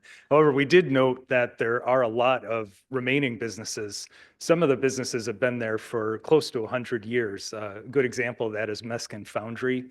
They employ hundreds of people. They're a manufacturer of metal products, and they've actually chosen to stay and invest. And one of the interesting things that we found was that despite those changes, this particular corridor ranks 4th in industrial renovations when compared with the other corridors in the city, the other 26 corridors. So even though there's been some declines, we've actually seen some good investment that's happened in the area. Well, that's good to know. And I thought I also heard you say that some of the industrial entities that have left the area, then the land is vacant right now, or are we seeing any activity of others interested in coming in? It's been mixed. An example of a vacant property is the Zenith building there, which has been vacant for quite some time. And we're still working with various partners, the city, the county, others, the private sector, to try and get that building renovated and back into use. Okay, yeah, so that emphasizes, the importance of the plan, absolutely. Yeah. Thank you, Brad. Thank you. Commissioner Cadaquia? Hi, I have a question, I think, or a suggestion perhaps around, and this may be just outside of the boundaries of the Armitage Street corridor, but there was a high-tech incubator that was recently opened by IBT Group. I'm hoping that you're kind of aware of it. It did win a couple of awards for historic preservation. I am just trying to think of what street it's on. It might be on the very western edge of Humboldt Park, but my point is that it's a very, I think, innovative and interesting use, and I'm wondering if there may be ways to leverage, coordinate, et cetera, with that facility. I know it's not fully leased, it's leasing up. But I just wanted to again, I know you know the city super well, so you're probably aware of it, but nonetheless, I wanted to ask that question around how can we make use of something that is outside the box? Yeah, unfortunately, I don't know that incubator, but we can look into it and see if we can find that out. We did hear from a lot of residents and businesses that there was interest in other types of incubators, maybe moving into the area. So there is some desire to have that happen there. And we've been working with the local industrial retention initiative partner there, the Greater Northwest CDC, kind of talking about this as we hear those kinds of comments from both businesses and residents. Thanks for bringing that up. That's an important point, though. Commissioner Boatright? If I can just add to Brad's response, I think, what he just mentioned were Learys. We're not just waiting to kind of see what the market can do. We're engaging groups to focus really on the local industrial retention initiatives along these key corridors. And so we're working closely with those businesses that are within the corridors to both attract new businesses, but to make sure that we're providing the resources to support the long-term businesses that are hiring locally and are really critical to these corridors. All the plans that you see here are an example of us just really being proactive and not waiting for the market to do what we hope the market will do, but to ensure that we're taking the necessary steps from a land use standpoint, from an engagement standpoint, from a real test of what the market is standpoint, and not waiting to hope, I guess, if you will, that in certain areas that decades of disinvestment will just disappear, right? It won't happen. We have to ensure that we're responding respectfully to community and stakeholders and residents that have lived in these corridors for a long time, mom and pop businesses that are desperate for neighbors in these vacant spaces, and making sure that we're really thinking about land use in a far more proactive way, right? So I just wanted to kind of add to what the commissioner just mentioned about how we can be even more innovative. I think we're working hard and not just relying on one source of innovation to ensure that we have thriving corridors, but leaning in and really responding to stakeholder needs, business needs, but most importantly, the city's need for growth. Thank you for that, Commissioner. Any other questions or comments from the commissioners? Commissioner La Espada? Thank you. It's really preliminary, but they're all really exciting projects. I had two particular questions. The Moving Archer Forward project. What's the inciting interest in that planning process? It's such a massive stretch of Archer. I can only imagine the challenges of thinking about cohesive planning over such a long stretch of both Archer and the Orange Line there. How did this come to DPD?